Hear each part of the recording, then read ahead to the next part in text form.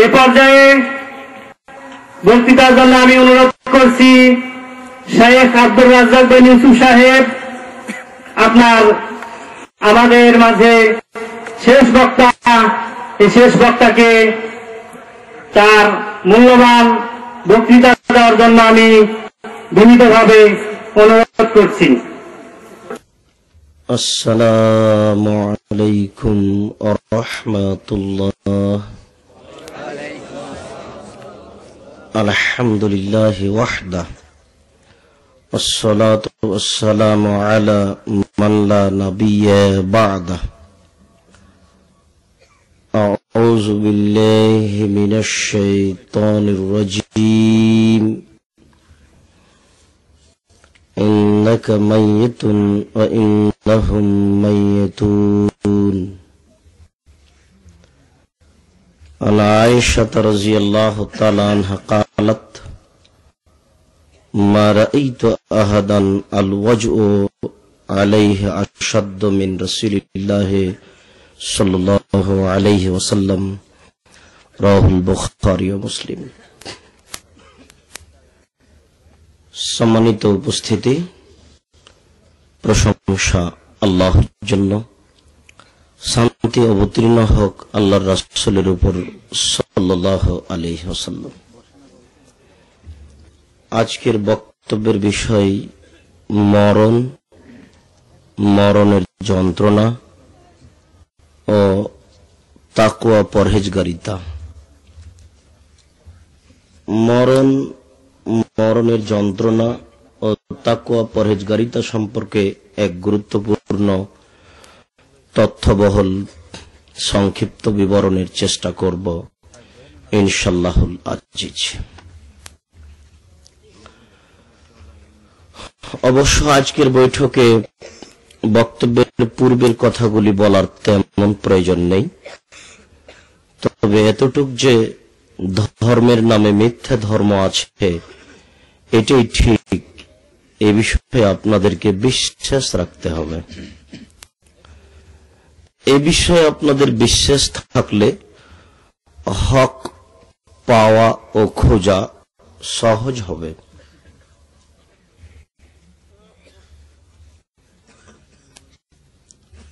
এই বিষয়ে আপনাদের উপরে আমাদের পক্ষ থেকে আন্তরিকভাবে অনুরোধ ও দাবি থাকছে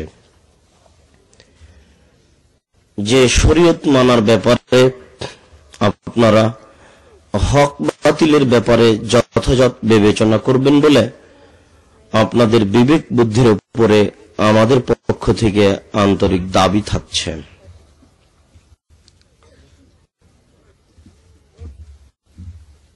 মরণ মানুষের ঘটবে, এটাই ঠিক। আমার শ্বশুর একজন বৃদ্ধ মানুষ।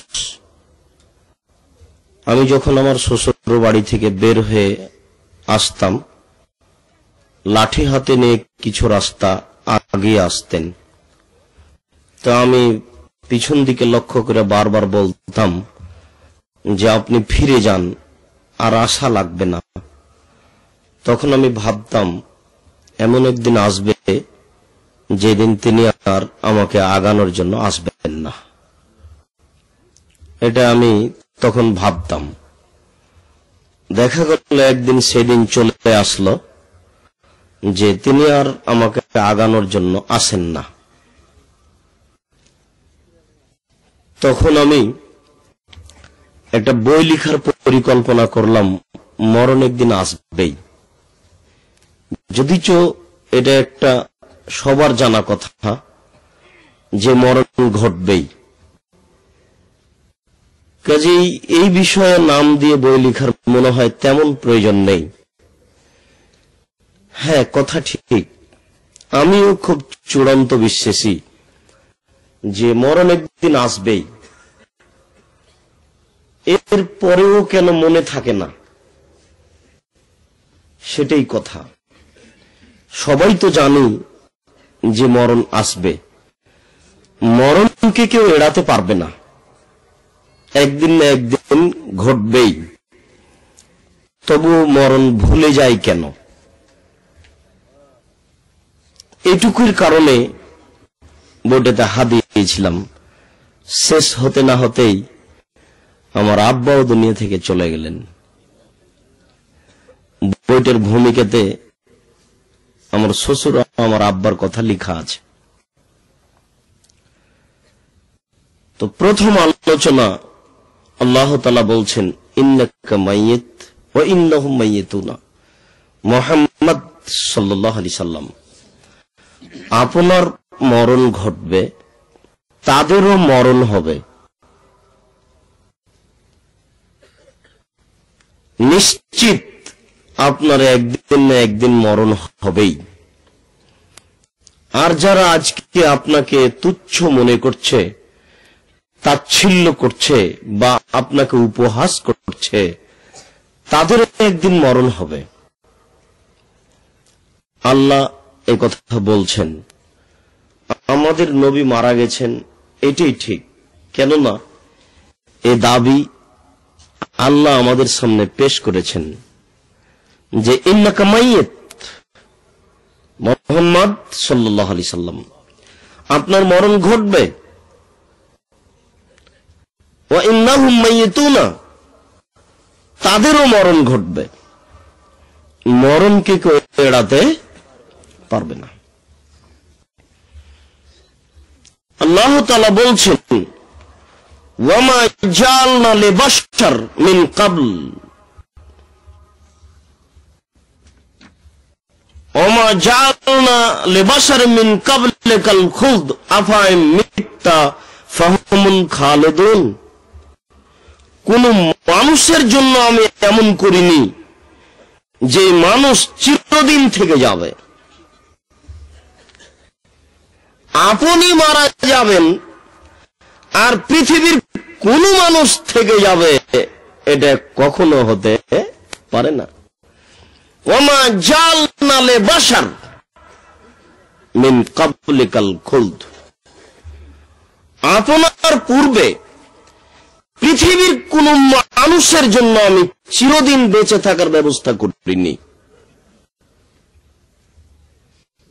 ফেরাউনের বয়স 300 বছর হোক বা 1700 বছর হোক বা 400 বছর হোক, যাই হোক না কেন, ফেরাউন অনেকদিন বেঁচে ছিল, এই কথা ঠিক। কেউ কেউ লিখছে 1700 বছর। কথার নিশ্চিত না হোক, তবে দীর্ঘদিন বেঁচে ছিল ফেরাউন, এই কথা ঠিক। তারপরেও একদিন ফেরাউনের মরণ হয়েই গেছে।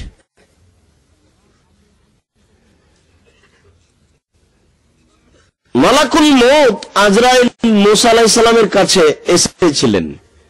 মুসা আলাইহিস সালাম মরণের নাকচ করে একটা থাপ্পড় মেরেছিলেন, তাতে মালাকুল মউত ক্ষতিগ্রস্ত হয়েছিলেন, একথা ঠিক, বুখারী মুসলিমের হাদিস। এরপরে আল্লাহর পক্ষ থেকে মালাকুল মউত এসে বললেন যে মুসা আলাইহিস সালাম, আপনি আপনার হাতটা গরুর উপরে রাখেন, আপনার হাতের নিচে যা লোম পড়বে এতদিন আপনার বয়স। তো মুসা আলাইহিস সালাম বলছেন, তারপর? বলে তারপর মরণ হবে। তারপরে যদি মরণ হয় তা আজকেই হোক। তো মুসা আলাইহিস সালামের এত ক্ষমতা থাকার পরেও, এই সুযোগ পাওয়ার পরেও একদিন মরণ ঘটেই গেছে। আল্লাহ তাআলা তাকে নীল দরিয়াতে, সমুদ্রে বাঁচিয়ে দেওয়ার পরেও একদিন তার মরণ হয়েছে। মরণ ঘটবেই। পৃথিবীতে কোন মানুষকে আমি চিরস্থায়ী করিনি। আফাই মুত্তা ফাহুমুল খালিদুন, আপনি মারা যাবেন আর তারা চিরদিন থাকবে, এটা হয়? কখনো নয়। আল্লাহ তাআলা বলেন, কুল্লু নাফসিন যায়কাতুল মউত, প্রত্যেক আত্মাকে, প্রত্যেক মানুষকে, প্রত্যেক প্রাণীকে মরণের স্বাদ গ্রহণ করতেই হবে, ঘটবেই। ওয়া ইন্নামা তুওয়াফাউনা উজুরাকুম ইয়াওমাল কিয়ামাহ, এবং প্রত্যেক প্রাণীকে তার প্রতিদান দেওয়া হবে বিচারের দিন। কেউ প্রতিদান থেকে বাঁচতে পারবে না।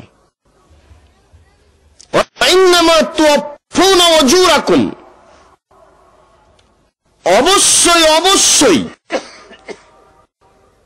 পুরোপুরি দেওয়া হবে তোমাদের প্রতিদান ইয়াউমাল কিয়ামাহ, বিচারের দিন। বিচার প্রতিদিন হবে না। আল্লাহর নবী বলছেন যে আমার প্রতিপালকের সিদ্ধান্ত এটাই হয়েছে যে বিচার একদিন হবে। আমার প্রতিপালকের সিদ্ধান্ত এটাই হয়েছে যে বিচার একদিন হবে। যেহেতু বিচার একদিন হবে, কাজেই মানুষ তার পাপকে ভুলে গিয়ে মরণকে ভুলে যাচ্ছে, অথচ মরণ ঘটবে, প্রতিদান দেওয়া হবে। আল্লাহ তাআলা বলেন ওয়ালিকুল্লি উম্মাতিন আজাল, প্রত্যেক সম্প্রদায়ের একটা নির্ধারিত সময় রয়েছে। ওয়ালিকুল্লি উম্মাতিন আজাল, প্রত্যেকটা সম্প্রদায়ের একটা নির্ধারিত সময় রয়েছে। ইযা জাআ আজালুহা, যখন তার নির্ধারিত সময় এসে যাবে, লা ইস্তাখিরুনা সাআতাও ওয়া লা ইস্তাকদিমুন, নির্ধারিত সময়ের এক মুহূর্ত আগেও হবে না, এক মুহূর্ত পিছেও হবে না। নির্ধারিত সময় আসবেই। এমনি তো চূড়ান্ত আগে থেকে আছে। পৃথিবী সৃষ্টির 50,000 বছর পূর্বে মানুষের বয়স নির্ধারণ হয়েছে। এরপরেও যেদিন আপনি আপনার মায়ের পেটে শুক্রকীট হিসেবে 40 দিন হয়েছে, 340, সেই দিন কতদিন থাকবেন, আর কি রুজি হবে, আর কোথায় থাকবেন, এটা চূড়ান্ত হয়ে গেছে। জোর করে ইনকাম করে আপনি রুজি উপার্জন করতে পারবেন না। খুব ঠান্ডা বলে সবকিছু মনে করছিলাম, খুব গরম মনে হচ্ছে। জি, মরণ একদিন ঘটবেই, রক্ষা করার কোনো পথ নেই, বাঁচার কোনো পথ নেই। ওয়ালিকুল্লি উম্মাতিন আজাল, প্রত্যেকটা প্রাণীর, প্রত্যেকটা সম্প্রদায়ের একটা নির্ধারিত সময় রয়েছে। লা ইস্তাখিরুনা সাআতাও ওয়া লা ইস্তাকদিমুন, ইযা জাআ আজালুহা, তার নির্ধারিত সময় চলে আসলে এক মুহূর্ত আগেও হবে না, এক মুহূর্ত পিছেও হবে না। জোর করে মরণকে আগাতে পারবে না, চেষ্টা করে মরণকে পিছাতে পারবে না। যেখানে নিয়ে যান না কেন, যে হাসপাতালে নিয়ে যান না কেন, এটা সম্ভব নয়। আল্লাহ রাসূলের মরণের সময় এসেছে, মালাকুল মউত চলে এসেছেন। তখন জিবরাইল পাশে,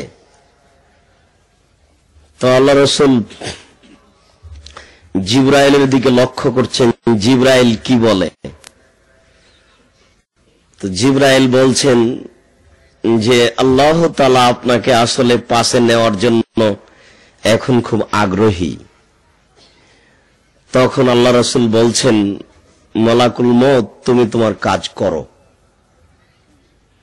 নবীদেরকে মরণের ব্যাপারে সুযোগ, এখতিয়ার, ইচ্ছার সুযোগ দেওয়া হয়েছে। তো আল্লাহ রাসূল ওই সময়তে বলছেন যে ঠিক আছে মালাকুল মউত, যেহেতু আল্লাহ আমাকে পাশে নেওয়ার জন্য খুব আগ্রহ পোষণ করছেন, কাজে আমি আর দেরি না করি। রাসূলের যখন মরণ ঘটেছে তখন মানুষের মরণ ঘটবে, এটাই ঠিক। আল্লাহ তাআলা বলেন, আইনামা তাকুনু ইউদরিকুমুল মাউত ওয়ালাউ কুনতুম ফি বুরুজিম মুসাইয়াদা। আইনামা তাকুনু ইউদরিকুমুল মাউত, তুমি পৃথিবীর যেখানেই থাকো না কেন মরণ তোমাকে ধরবেই। তুমি পৃথিবীর যেখানেই থাকো না কেন, ওয়ালাউ কুনতুম ফি বুরুজিম মুসাইয়াদা, উঁচু থেকে উঁচু, কঠিন থেকে কঠিন, জটিল থেকে জটিল, নিরাপদ থেকে নিরাপদের কোন স্থানে যদি আশ্রয় গ্রহণ করো, তবু মালাকুল মউত সেখানে যাবেই, তোমার মরণ ঘটবেই নিশ্চিত। মরণকে ঠেকে রাখার মানুষের কাছে কোনো পথ ঘাট নেই। পৃথিবীর কোন মানুষ মরণকে ঠেকাতে পারবে না।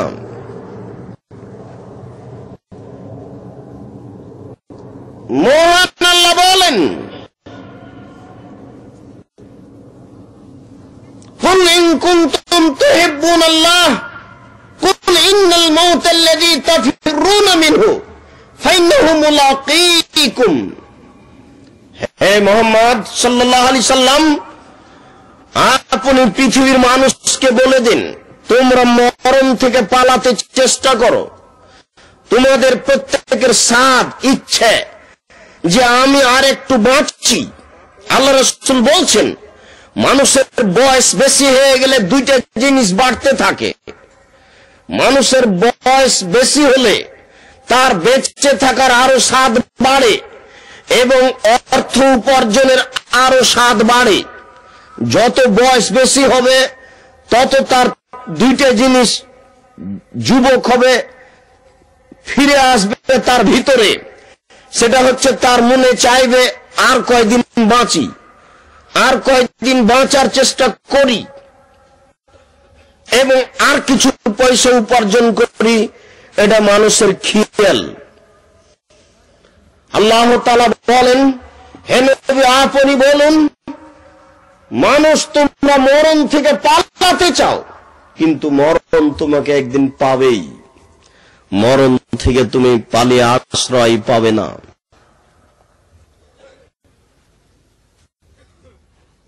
আল্লাহ তাআলা বলেন, কুল্লু শাইইন হালিকুন ইল্লা ওয়াজহাহু, পৃথিবীতে যা কিছু আছে সবের একদিন ধ্বংস আছে।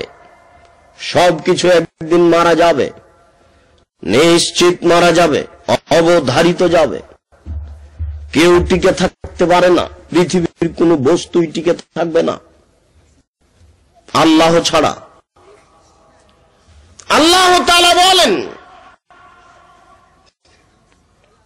কুল্লু শাইইন ফান ওয়া ইয়াবকা ওয়াজহু রাব্বিকা যুল জালালি ওয়াল ইকরাম, পৃথিবীতে যা কিছু আছে সবাই চলে যাওয়ার, কোনো কিছু থাকার নয়। কেউ থাকতে পারে না। সবাইকে একদিন মরণের স্বাদ গ্রহণ করতে হবে।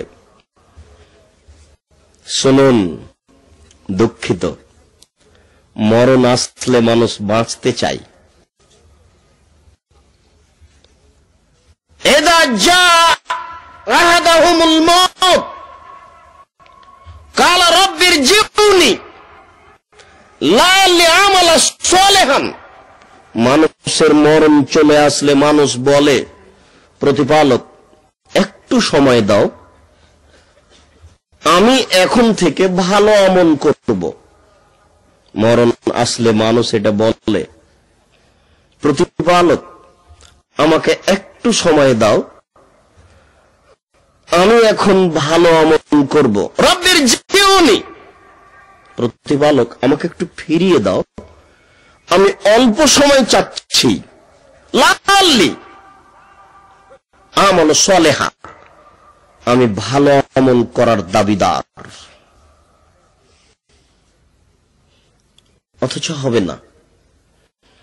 আল্লাহ তাআলা বলেন, ওয়ানফিকু মিম্মা রাযাকনাকুম মিন ক্বাবল আয়াতি আহাদাকুমুল মউত, তোমাদের মরণ আসার পূর্বে তোমরা অর্থ সম্পদ থেকে আল্লাহর পথে দান করো। এটা যাকাত নয়। যাকাত দিতে আল্লাহ আদেশ করেছেন, এরকম ভাবে বলেননি। যাকাত দিতে মানুষ বাধ্য, ওটা ভিন্ন জিনিস। এটা হচ্ছে দান। প্রত্যেকটা মানুষকে আল্লাহকে সন্তুষ্ট করার জন্য দান করতে হবে। যে যা উপার্জন করে, যে যেটুকু উপার্জন করে। একজন সাহাবী বলছেন যে যার টাকা পয়সা নেই সে কি দান করবে? আল্লাহ রাসূল বলছেন ইয়ামালু ফিল বাইতিন নাস, ও মানুষের বাড়িতে কাজ করবে। মানুষের বাড়িতে কাজ করে যে পয়সা উপার্জন করবে সে পয়সা আল্লাহর পথে দান করবে আর নিজে খাবে। তাহলে দিন মজুরকেও দান করতে হবে, রিকশা চালককেও দান করতে হবে, ভ্যান চালককেও দান করতে হবে। 50 টাকা ইনকাম করে 1 টাকা দান করতে হবে। মানুষ এটা বুঝতে পারে না। দান বিচারের কাঠগড়াতে তার খুব বড় সহযোগী। যদি 1 টাকা দান করলে 10 নেকি হয়, আর 1 টাকা কর্জ দিলে 18 নেকি হয়। কর্জ এই জন্য উঠে গেছে, কর্জটা সুদে চলে গেছে। মনে মানুষ দান করে তখন মনে করে যে এটা নেকির আশায় দান করলাম, তাহলে একটা পাওনা থাকলো। আর যখন মানুষ কর্জ দেয় তখন মনে করে যে কর্জ দেওয়া মানে বিপদে পড়া। আজ দিবে 10 টাকা, কাল দিবে 20 টাকা, টাকাটাই শেষ। এই জন্য মানুষ আর কর্জ দিতে চায় না। কিন্তু কর্জতে বেশি নেকি কেন? নেকি বেশি এই জন্য যে মানুষ এটা পাওয়ার আশায় দেয় যে পাবো একদিন, এই জন্য দিতে চায় না যে এটা ঠিক মতো পাওয়া যায় না। আর দান করেছ হিসেবে শেষ। আল্লাহ তাআলা বলেন ওয়ানফিকু মিম্মা রাযাকনাকুম মিন ক্বাবল আন ইয়াতি আহাদাকুমুল মাউত ফায়াকুল রাব্বি, তখন মানুষে বলবে প্রতিপালক আমাকে একটু সময় দাও, আমাকে একটু ফিরিয়ে দাও, একটু সুযোগ দাও। ফাসাদদাকা ওয়া আকুম মিনাস সলিহিন, আমি দান করে ভালো মানুষ হতে চাই। তাহলে অনেকগুলি পথ আছে ভালো হওয়ার, তার একটা বড় পথ হচ্ছে দান করে ভালো হওয়া যায়। মরণের সময় মানুষ একটু সুযোগ চাই, মরণের সময় মানুষ একটু বাঁচতে চাই।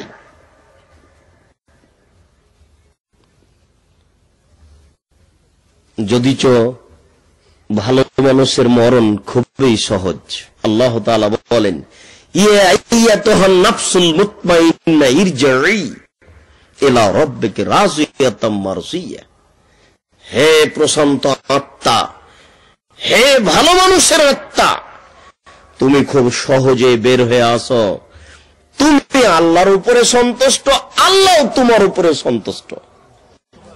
তাই তো আল্লাহ তাআলা বলছেন ফাদখুলি ফি ইবাদি ওয়াদখুলি জান্নাতি, তুমি আমার ভালো বান্দাদের মধ্যে চলে আসো, তুমি আমার জান্নাতে চলে আসো। হে প্রশান্ত আত্মা, হে ভালো মানুষের আত্মা, হে পরহেজগার মানুষের আত্মা, তুমি আর দেরি করছো কেন? ফাদখুলি ফি ইবাদি ওয়াদখুলি জান্নাতি, তুমি আমার ভালো বান্দাদের মধ্যে প্রবেশ করে যাও, তুমি ভালো হয়ে যাও। মরণের সময় মানুষ বাঁচতে চায়। মরণের যন্ত্রণা প্রত্যেকটা মানুষকে ভোগ করতে হবে। মরণের যন্ত্রণা থেকে মানুষের বাঁচার কোনো পথ নেই, সে যে মানুষের হোক না কেন। মহান আল্লাহ বলেন ওয়াজাত সাকরাতুল মউত যালিকা মা কুনতা মিনহু তাহিদ, ওয়াজাত সাকরাতুল মউত, চলে এসেছে মরণের কষ্ট। যখন মরণের শ্বাস আসে তখন একটা জোরে শ্বাস আছে যার নাম মরণ শ্বাস। প্রত্যেকটা মানুষ কষ্ট ভোগ করে, আপনি বুঝতে পারেন আর না পারেন। সাকরাতুল মউত, মানুষের কাছে মরণের কষ্ট আসবেই, নিশ্চিত আসবে, অবধারিত আসবে। যালিকা মা কুনতা মিনহু তাহিদ, এটাই তো সেটা যেই ব্যাপারে তুমি টালবাহানা করছিলে। তুমি বলছিলে কোথায় সেই মরণ, কবে ঘটবে? তুমি টালবাহানা করছিলে, সেই মরণ চলে এসেছে তোমার কাছে। মহান আল্লাহ বলেন,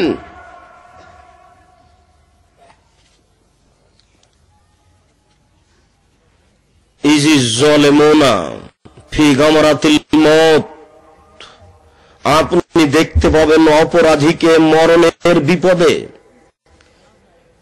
ইজি যালিমুনা ফি গামরাতিল মউত, আপনি দেখতে পাবেন অপরাধীকে মরণের বিপদে। ওয়াল মালায়েকাতু বাসিতু আইদিহিম, ফেরেশতারা তাদের হাত বাড়াবে, তাহলে হাত দিয়ে ফেরেশতা তার আত্মাকে বের করবেন। হাত দিয়ে আত্মা বের করার সময় আল্লাহ বলছেন যে ফেরেশতা বলবে আখরিজু আনফুসাকুম, এই তোমার নিজের আত্মা তুমি বের করে দাও।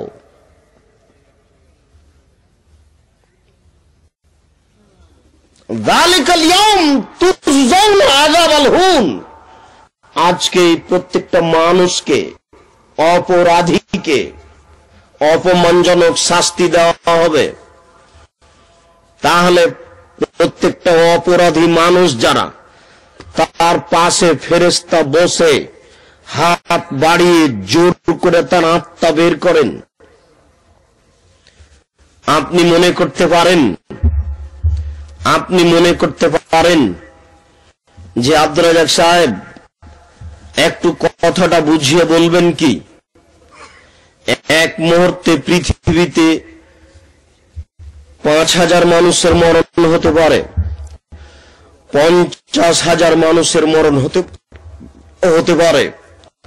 তো মালাকুল মউত প্রত্যেকটা মানুষের মাথার পাশে বসে তার ভিতরে হাত ঢুকিয়ে জানটা বের করেন। এটা এতগুলি মানুষের জান বের করা একসাথে কি করে সম্ভব? এক মুহূর্তে কি করে সম্ভব? শুনুন, আপনাদের একটা কথা ভালো জানা আছে, সুলাইমান আলাইহিস সালাম বিলকিসকে ডেকে পাঠিয়েছিলেন পত্রের মাধ্যমে। বিলকিস পত্রটা তার সৈন্য সামন্তের সামনে পড়লেন, পড়ে বলছেন তোমরা মতামত পেশ করো, কি করা যায়। সুলাইমান আমাকে ডেকেছে। তো সব সৈন্যরা বলছে কিসের চিন্তা, কোনো ভয় নেই, আদেশের অপেক্ষায় রয়েছে। আদেশ করলেই সুলাইমানের সবকিছুকে ধুলা করে দিব। বিলকিস বলেছিল ভুল বলছ, সুলাইমান এমন একজন মানুষ যে এলাকায় প্রবেশ করবেন সে এলাকার সম্মানিত মানুষকে অপমানিত করে দিবে, তার হাত থেকে বাঁচার কোনো পথ নেই। ঠিক আছে, আমাকে যেতেই হবে। বিলকিস যাওয়ার সিদ্ধান্ত নিল। সুলাইমান আলাইহিস সালাম বললেন জিনকে, এই শোনো, তোমরা সুলাইমানের বসার জায়গাটা, বিলকিসের বসার জায়গাটা কে নিয়ে আসতে পারো এবং কত সময় লাগবে? একজন জিন বলছে, শুনুন, বাইরে কে? এই ছিল, তোমরা কে দায়িত্ব পালন করছো? বাইরে কে দাঁড়িয়ে থাকতে পারবে না, তোমরা ওখানে স্টিল দাঁড়িয়ে থাকো। বাইরে যারা দাঁড়িয়ে আছে তাদেরকে চলে আসার জন্য অনুরোধ করো, অন্যথায় চলে যাওয়ার জন্য অনুরোধ করো, এই সুযোগ নেই। আশেপাশে যত দিনী ভাই বোন আছেন, আমি অনুরোধ করছি দয়া করে মুখখান বন্ধ করে আলোচনা শোনার চেষ্টা করুন। আপনার ক্ষতি করার জন্য আসেনি। জাতির যদি রাস্তাঘাট করে দিতে না পারি জাতির যদি স্কুল কলেজ করে দিতে না পারি, জাতিকে চূড়ান্ত সঠিক ধর্ম দিতে পারবো এতে বিশ্বাসী। ধর্মের ব্যাপারে জাতির ক্ষতি করব না। ধর্মের ব্যাপারে জাতিকে ফাঁকি দিয়ে পরকাল হারাতে রাজি নই। এই জন্য আস্থা রেখে, বিশ্বাস রেখে শুধু রাজশাহী থেকে এসে যদি আমি কিছু সময় দিতে পারি, আপনার জন্য জরুরি কর্তব্য আপনি 10 মিনিট বসে সময় দিবেন। আমি কথা বলবো আর আপনি পাশে গল্প করবেন, এমন আচরণ আমি গ্রহণ করি না। অন্তত আপনি সম্মানিত শিক্ষিত মানুষ, আপনার ভদ্রতার উপরে আমার জোরালো দাবি, দয়া করে আপনি বসে আলোচনা শোনার চেষ্টা করুন, অন্যথায় স্থান ত্যাগ করুন। সম্মানিত দিনী ভাই বোনেরা, শুনুন, মরণের ব্যথা প্রত্যেক মানুষকে ভোগ করতে হবে। মরণ যন্ত্রণা থেকে কেউ রক্ষা পাবে না। একদিন না একদিন সেই মরণ চলে আসবে। আয়েশা রাদিয়াল্লাহু তাআলা আনহা বলেন, মা রাআইতু আহাদান আল ওয়াজহু আশাদ্দু আলাইহি মিন রাসূলিল্লাহ সাল্লাল্লাহু আলাইহি সাল্লাম। আমার জীবনে দেখিনি কারো উপরে মরণের ব্যথা এত কঠিন ও কঠোর হতে পারে রাসূলের চেয়ে। রাসূলের মরণ যন্ত্রণা এত কঠিন, রাসূলের মরণ যন্ত্রণা এত জটিল। আমি আয়েশা নিজস্ব বিবরণ দিচ্ছি। মা রাআইতু আহাদান, পৃথিবীতে আমি কারো দেখিনি, আল ওয়াজু আশাদ্দু আলাইহি, যার উপরে মরণ যন্ত্রণা এত কঠিন হতে পারে রাসূলের চেয়ে। আমি বুঝলাম, আমি ভাবলাম যে রাসূলের মরণ যন্ত্রণা, মরণ ব্যথা পৃথিবীতে সবার চেয়ে বেশি। তার বিবরণ তিনি নিজে দিচ্ছেন। কালাত আয়েশা, তো আয়েশা রাদিয়াল্লাহু তাআলা আনহা বলেন, মাতান নবী সাল্লাল্লাহু আলাইহি সাল্লাম বাইনা হাকিনাতি ওয়া যাকিনাতি, রাসূল সাল্লাল্লাহু আলাইহি সাল্লাম ইন্তেকাল করেছেন আমার থুতনি ও আমার উরুর মাঝে, আমার কোলে, আমার বুকের সাথে শরীর লাগিয়ে আমার থুতনির নিচে, অর্থাৎ ওই সময়তে আল্লাহ রাসূল তার কোলে ছিলেন। তিনি বলছেন, মরণ যন্ত্রণার সময় আমি আল্লাহ রাসূলকে কোলে নিয়ে আছি। আব্দুর রহমান আউফ মেসাক নিয়ে ঘরে ঢুকলেন। তিনি তার মেসাকের দিকে লক্ষ্য করছিলেন। আমি বললাম, আপনি কি মেসাক চাচ্ছেন? আপনি কি দাঁত পরিষ্কার করতে চান? তিনি একটু মাথার ইশারা করে আমাকে বললেন, হ্যাঁ। আমি একটা মেসাক নিয়ে আগে দাঁতে চাবালাম। আমি দাঁতে চাবিয়ে রাসূলের হাতে দিলাম। তারপর আল্লাহ রাসূল তাতে মেসাক শুরু করলেন। তাই তিনি বলছেন, আমার একটা জিনিস খুব ভালো লাগে, যে মরণের সময়তে রাসূলের থুথু আর আমার থুথু একত্রিত হয়েছিল, যেটা আমার জীবনে খুব বড় আনন্দ, একটা খুশির বিষয়। মাতান নবী সাল্লাল্লাহু আলাইহি সাল্লাম বাইনা হাকিনাতি ওয়া যাকিনাতি, আল্লাহ রাসূল আমার থুতনিও আমার এই বুকের সাথে লাগিয়ে এই আমার উরু রানের উপরে থেকে তিনি দুনিয়া থেকে বিদায় নিয়েছেন। সম্মানিত উপস্থিতি, তিনি বলছেন, ফালা আকরাহ শিদ্দাতাল মাউতে লিআহাদিন বাদান নবী সাল্লাল্লাহু আলাইহি সাল্লাম। সেই দিনের পরে আমি আর কারো মরণ যন্ত্রণাকে খারাপ মনে করি না। আমার একটা আগে ধারণা ছিল, যেটা আমরা মনে করি, যে মরণের সময়তে কেউ কষ্ট পেলে, ব্যথা পেলে আমরা বলি যে লোকটা মনে হয় খারাপ, সেই জন্য এত তার মরণ যন্ত্রণা বেশি। লোকটা মনে হয় খারাপ, সেই জন্য তার মরণ যন্ত্রণা এত বেশি। আয়েশা রাদিয়াল্লাহু তাআলা আনহা বলেন, মা রাআইতু মা আকরাহু লিআহাদিন সিদ্দাতাল মাউতে বাদান নবী সাল্লাল্লাহু আলাইহি সাল্লাম। রাসূলের মরণ যন্ত্রণা দেখার পরে আমি আর কারো মরণ যন্ত্রণাকে খারাপ মনে করি না। কি বুঝালাম? মরণ একদিন ঘটবেই, চলে আসবে। একটু এখানে মনে রাখবেন, মরণের সময়তে যদি আপনার ব্যথা বেদনা কষ্ট অসুখ বিসুখ বেশি হয়, তাহলে এটাই বুঝে নিতে হবে যে আপনার নেকি দিয়ে জান্নাত হচ্ছে না। আল্লাহ আপনাকে জান্নাত দিতে চাচ্ছেন, কিন্তু নেকি দিয়ে হচ্ছে না। এই জন্য অসুখ বিসুখ মরণ ব্যথা বেশি করে দিয়ে এতে নেকি দিয়ে আল্লাহ আপনাকে জান্নাত দিতে চাচ্ছেন। অনিয়মে আল্লাহ কাউকে জাহান্নামেও দিবেন না, অনিয়মে আল্লাহ কাউকে জান্নাতেও দিবেন না। প্রত্যেকটা মানুষকে তিনি নিয়মের মধ্যে নিয়ে এসে জান্নাতে দিবেন। তার ইচ্ছা একজনকে জান্নাতে দিবেন, ইচ্ছাটাকে নিয়মের মধ্যে নিয়ে আসবেন।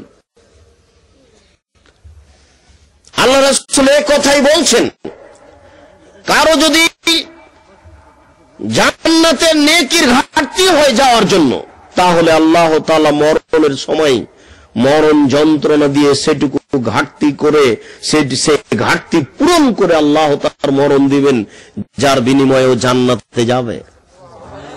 তাহলে মরণ যন্ত্রণা খারাপ নয়।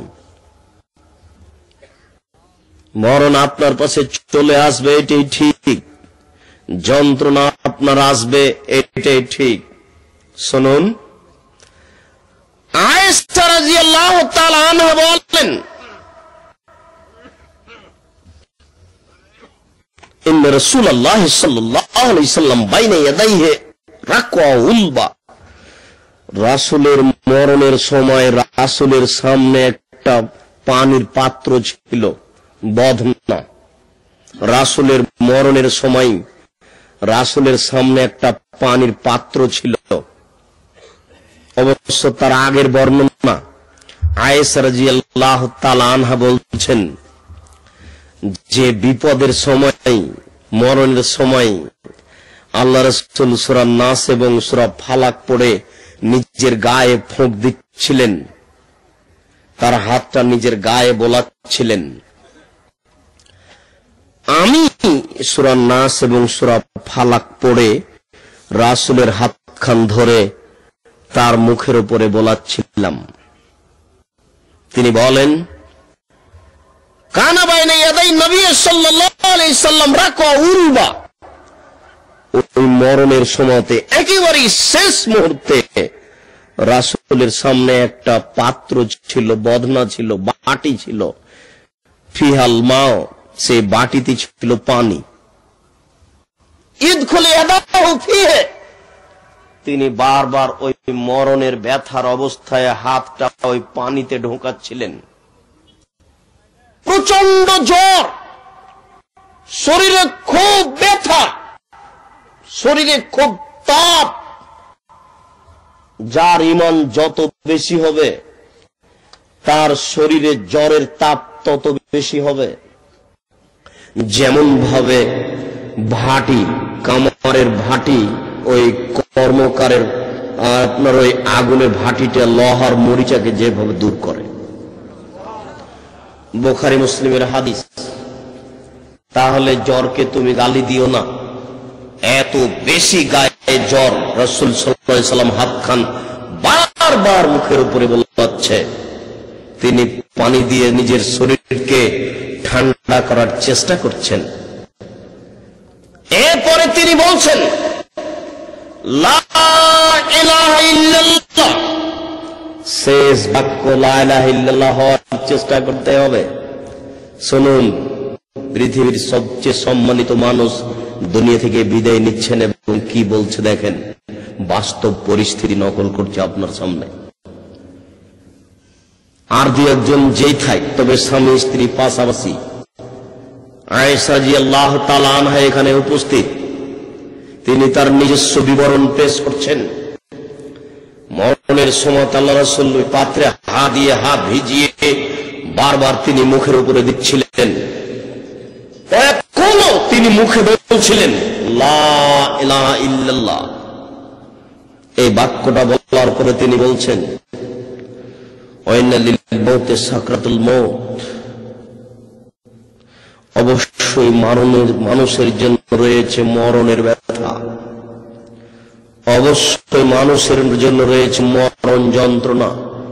প্রত্যেকটা মানুষকে মরণের যন্ত্রণা ভোগ করতেই হবে, এই কথা তিনি বলছেন।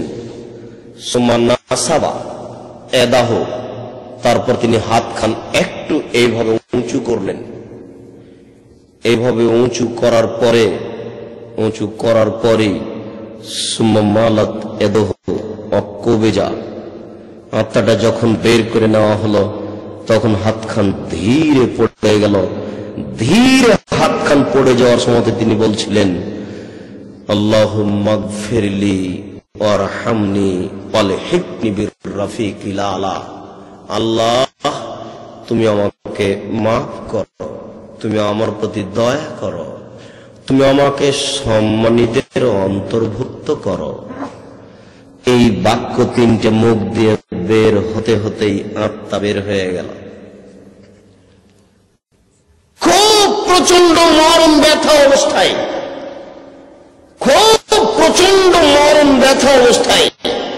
যখন শ্বাস বের হয়ে যাচ্ছে তার পূর্ব মুহূর্তে হাতটাকে এইভাবে উঁচু করেছিলেন।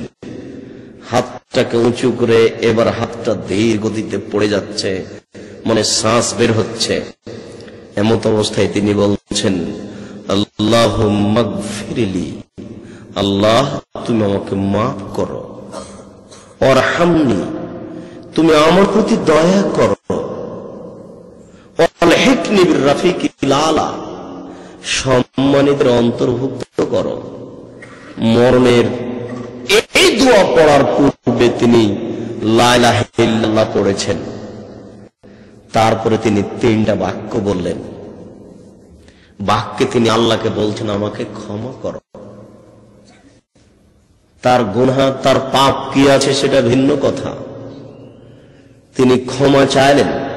আপনাকে বলতে চাচ্ছেন আল্লাহ রাসূল যে আপনি ক্ষমা চান। মরণের সময়ে বাক্য বলার চেষ্টা করুন। তারপরে বলছেন ক্ষমা হয় না দয়া ছাড়া, ক্ষমা হয় না দয়া ছাড়া, তুমি আমার প্রতি একটু দয়া করো, দয়া দিয়ে আমার একটা উপকার করো, আমাকে একাই রাখো না, আমার মানের হানি করো না। তুমি অনেক মানুষকে সম্মানী করেছ, দয়া করে আমাকে সম্মানীদের অন্তর্ভুক্ত করো, আমার এই দাবিটা তুমি রক্ষা করো। আমার চেয়ে কেউ সম্মানী থেকে যাবে, আমি শেষ নবী হয়ে শেষ সম্মানটা লাভ করতে পারবো না। এটা আমার জীবনে একটা অপমান, গ্লানি নেমে আসবে। অতএব আমার পক্ষ থেকে আমার জীবনের শেষ যে বাক্যটা তোমার কাছে থাকছে, সম্মানীদের অন্তর্ভুক্ত তুমি আমাকে করো। তিনি বলেছেন শোনো, আজানের শেষে তোমরা সবাই মিলে বলবে আল্লাহুম্মা রাব্বা হাযিহিদ দাওয়াতিত তাম্মা ওয়া সালাতিল কায়েমা আতি মুহাম্মাদিল ওয়াসিলা ওয়াল ফাযিলা ওয়া বাসুহু মাকামা মাহমুদিল্লাযি ওয়া'আদা। পৃথিবীর মানুষ সবাই মিলে তোমরা আল্লাহকে বলো জান্নাতে একটা জায়গা আছে, তার নাম মাকামে মুহাম্মদ, প্রশংসনীয় জায়গা। পৃথিবীর কোন মানুষ সে জায়গার অধিকারী হবে না আমি ছাড়া, আমি ব্যতীত আর কেউ পাবে এটা আমি আশা রাখি না। তবু আমি তোমাদের একটা কথা বলছি, পৃথিবীর সমস্ত মানুষ, নারী পুরুষ সবাই তোমরা আল্লাহকে বলো আল্লাহ আতি মুহাম্মাদিল ওয়াসিলা ওয়াল ফাযিলা ওয়া বাসুহু মাকামা মাহমুদিল্লাযি ওয়া'আদা। তুমি মুহাম্মদ সাল্লাল্লাহু আলাইহি সাল্লামকে উচ্চ মর্যাদা দাও, প্রশংসনীয় জায়গা তুমি দিতে ওয়াদা করেছো, সেই জায়গা দাও। সারা পৃথিবীর মানুষ তোমরা আমার জন্য বলো, তোমাদের একটা লাভ আছে, সেটা কি? বিচারের কাঠগড়াতে আমি আল্লাহকে বলবো আল্লাহ ওরা যেমন আমার জন্য জান্নাতের প্রশংসনীয় জায়গাটা চেয়েছে, দয়া করে আমি ওদের ব্যাপারে ক্ষমা চাচ্ছি, তুমি একটু ওদের ক্ষমা করে দাও। রাসূলের জন্য আমরা কিছু বলবো আর রাসূল আমাদের জন্য কিছু বলবেন না, এমনটা নয়। রাসূলও আমাদের জন্য কিছু বলবেন, তবে আপনার একটা পার্সোনাল ব্যাপার আছে, সেটা আপনি করতে পারেন। সেটা হচ্ছে এই যে রাসূল সাল্লাল্লাহু আলাইহি ওয়াসাল্লাম বলছেন, কেউ যদি আযানের পরে বলে লা ইলাহা ইল্লাল্লাহু ওয়াহদাহু লা শারীকা লাহু ওয়া আশহাদু আন্না মুহাম্মাদান আবদুহু ওয়া রাসূলুহু রাযীতু বিল্লাহি রাব্বান ওয়া বিল ইসলামি দীনান ওয়া বি মুহাম্মাদিন নবিয়ান ফাদাখালাল জান্নাহ, তাহলে ও জান্নাতে যাবে। এই দোয়া যদি আপনি পড়েন তাহলে এর বিনিময়ে হলো জান্নাত, আর ওই দোয়া যদি আপনি পড়েন তার বিনিময়ে হলো বিচারের কাঠগড়াতে আল্লাহ রাসূল আপনার পক্ষে কথা বলবেন, সুপারিশ করবেন। মরণ একদিন চলে আসবে, মরণ থেকে কেউ রক্ষা পাবে না। মুমূর্ষু অবস্থায় পাশে যারা আছেন তাদের উচিত লাক্কিনু মাউতাকুম লা ইলাহা ইল্লাল্লাহ, তোমরা তোমাদের মুমূর্ষু ব্যক্তিকে লা ইলাহা ইল্লাল্লাহ স্মরণ করো। মরার সময় কেউ যদি লা ইলাহা ইল্লাল্লাহ পড়ে তাহলে আল্লাহ তাকে জান্নাতে দিবেন। লা ইলাহা ইল্লাল্লাহ পড়াটাই মানুষের কাম্য হবে। মরণের সময় মানুষকে কোরআন মাজিদ পড়তে হবে আগে বা পরে। কোরআন মাজিদ পড়লে ওই ব্যক্তির কোনো লাভ হবে এ কথা আল্লাহ রাসূল বলেননি। জান যায় যায়, মরে মরে, এই সময়তে তার পাশে লা ইলাহা ইল্লাল্লাহ পড়তে হবে। আল্লাহর রাসূলও এই দোয়াটি পড়ার পূর্বের বাক্যটা রাসূলের ছিল লা ইলাহা ইল্লাল্লাহ। এই পর্যন্তই আল্লাহ রাসূল এইটুকু বলতে বলছেন লাক্কিনু মাউতাকুম লা ইলাহা ইল্লাল্লাহ, তোমরা তোমাদের মুমূর্ষু ব্যক্তিকে লা ইলাহা ইল্লাল্লাহ স্মরণ করাও। সম্মানিত দ্বীনি ভাই বোন, যেহেতু মরণ একদিন আসবে, কাজে আপনি মরণের জন্য প্রস্তুতি গ্রহণ করুন। রাসূল সাল্লাল্লাহু আলাইহি সাল্লাম বলেন যুরু কবরাকুম ফাইন্নাহু তুযাক্কিরু মাউতাকুম, তোমরা কবর জিয়ারত করো, কবর তোমাদের মরণ স্মরণ করাবে। মরণের কথা কেন ভুলে যাচ্ছেন? কিভাবে মরণকে স্মরণ করবেন, কিভাবে মরণকে স্মরণ করা যায়? রাসূল সাল্লাল্লাহু আলাইহি সাল্লাম বলেন ফাকসিরু যিকরা হাসিমি লাজ্জাতিল মউত, তুমি ওই জিনিসটাকে বেশি বেশি স্মরণ করো যে জিনিসটা মানুষের স্বাদকে কেটে দেয়। তুমি ওই জিনিসটা বেশি বেশি স্মরণ করো যে জিনিসটা মানুষের আশা আকাঙ্ক্ষাকে নষ্ট করে। প্রত্যেকটা মানুষের আশা আকাঙ্ক্ষা বাঁচার, প্রত্যেকটা মানুষের একটা আশা আকাঙ্ক্ষা বাড়ি করার। যার একটা ভ্যান হয়েছে, ভ্যানটা ভাঙা, তার মনে একটা আশা জাগছে যে 15 দিন পরে ভ্যানটা ঠিক করবে, এটা তার সাধ। যার একটা জমি হয়েছে, তার ভিতরে একটা সাধ জেগেছে আর একটা জমি হওয়ার, এটা জাগবে, এইটাই ঠিক, এটা সাধ জাগবে, এইটাই ঠিক। রাসূল সাল্লাল্লাহু আলাইহি সাল্লাম বলেন লাউ কানা লিআদিন ওয়াদিয়ানে, রাসূল সাল্লাল্লাহু আলাইহি সাল্লাম বলেন যুরু কবরাকুম ফাইন্নাহু তুযাক্কিরু মাউতাকুম, তোমরা কবর জিয়ারত করো, কবর তোমাদের মরণ স্মরণ করাবে। মরণের কথা কেন ভুলে যাচ্ছেন? কিভাবে মরণকে স্মরণ করবেন, কিভাবে মরণকে স্মরণ করা যায়? রাসূল সাল্লাল্লাহু আলাইহি সাল্লাম বলেন ফাকসিরু যিকরা হাসিমি লাজ্জাতিল মউত, তুমি ওই জিনিসটাকে বেশি বেশি স্মরণ করো যে জিনিসটা মানুষের স্বাদকে কেটে দেয়। তুমি ওই জিনিসটা বেশি বেশি স্মরণ করো যে জিনিসটা মানুষের আশা আকাঙ্ক্ষাকে নষ্ট করে। প্রত্যেকটা মানুষের আশা আকাঙ্ক্ষা বাঁচার, প্রত্যেকটা মানুষের একটা আশা আকাঙ্ক্ষা বাড়ি করার। যার একটা ভ্যান হয়েছে, ভ্যানটা ভাঙা, তার মনে একটা আশা জাগছে যে 15 দিন পরে ভ্যানটা ঠিক করবে, এটা তার সাধ। যার একটা জমি হয়েছে, তার ভিতরে একটা সাধ জেগেছে আর একটা জমি হওয়ার, এটা জাগবে, এটাই ঠিক। এটা স্বাদ জাগবে, এইটাই ঠিক। রাসূল সাল্লাল্লাহু আলাইহি সাল্লাম বলেন, লাউ কানা লিআহাদিন ওয়াদিয়ানে, কারো যদি দুইটা ভূখণ্ড হয়, সম্পূর্ণ ঢাকা শহরের মতো যদি কারো দুইটা শহর হয়, লাবতাগা সালেসান, তাহলে তার মনটা চাইবে আর একটা হতো। কারো জীবনে যদি দুইটা বাংলাদেশ হয়, তাহলে তার মনটা চাইবে আর একটা বাংলাদেশের মতো দেশ আমার হতো। কারো জন্য যদি গোটা পৃথিবীটা হয়ে যায়, তবুও তার মনটা চাইবে আর একটা পৃথিবী আল্লাহ আমাকে রূপ দিত।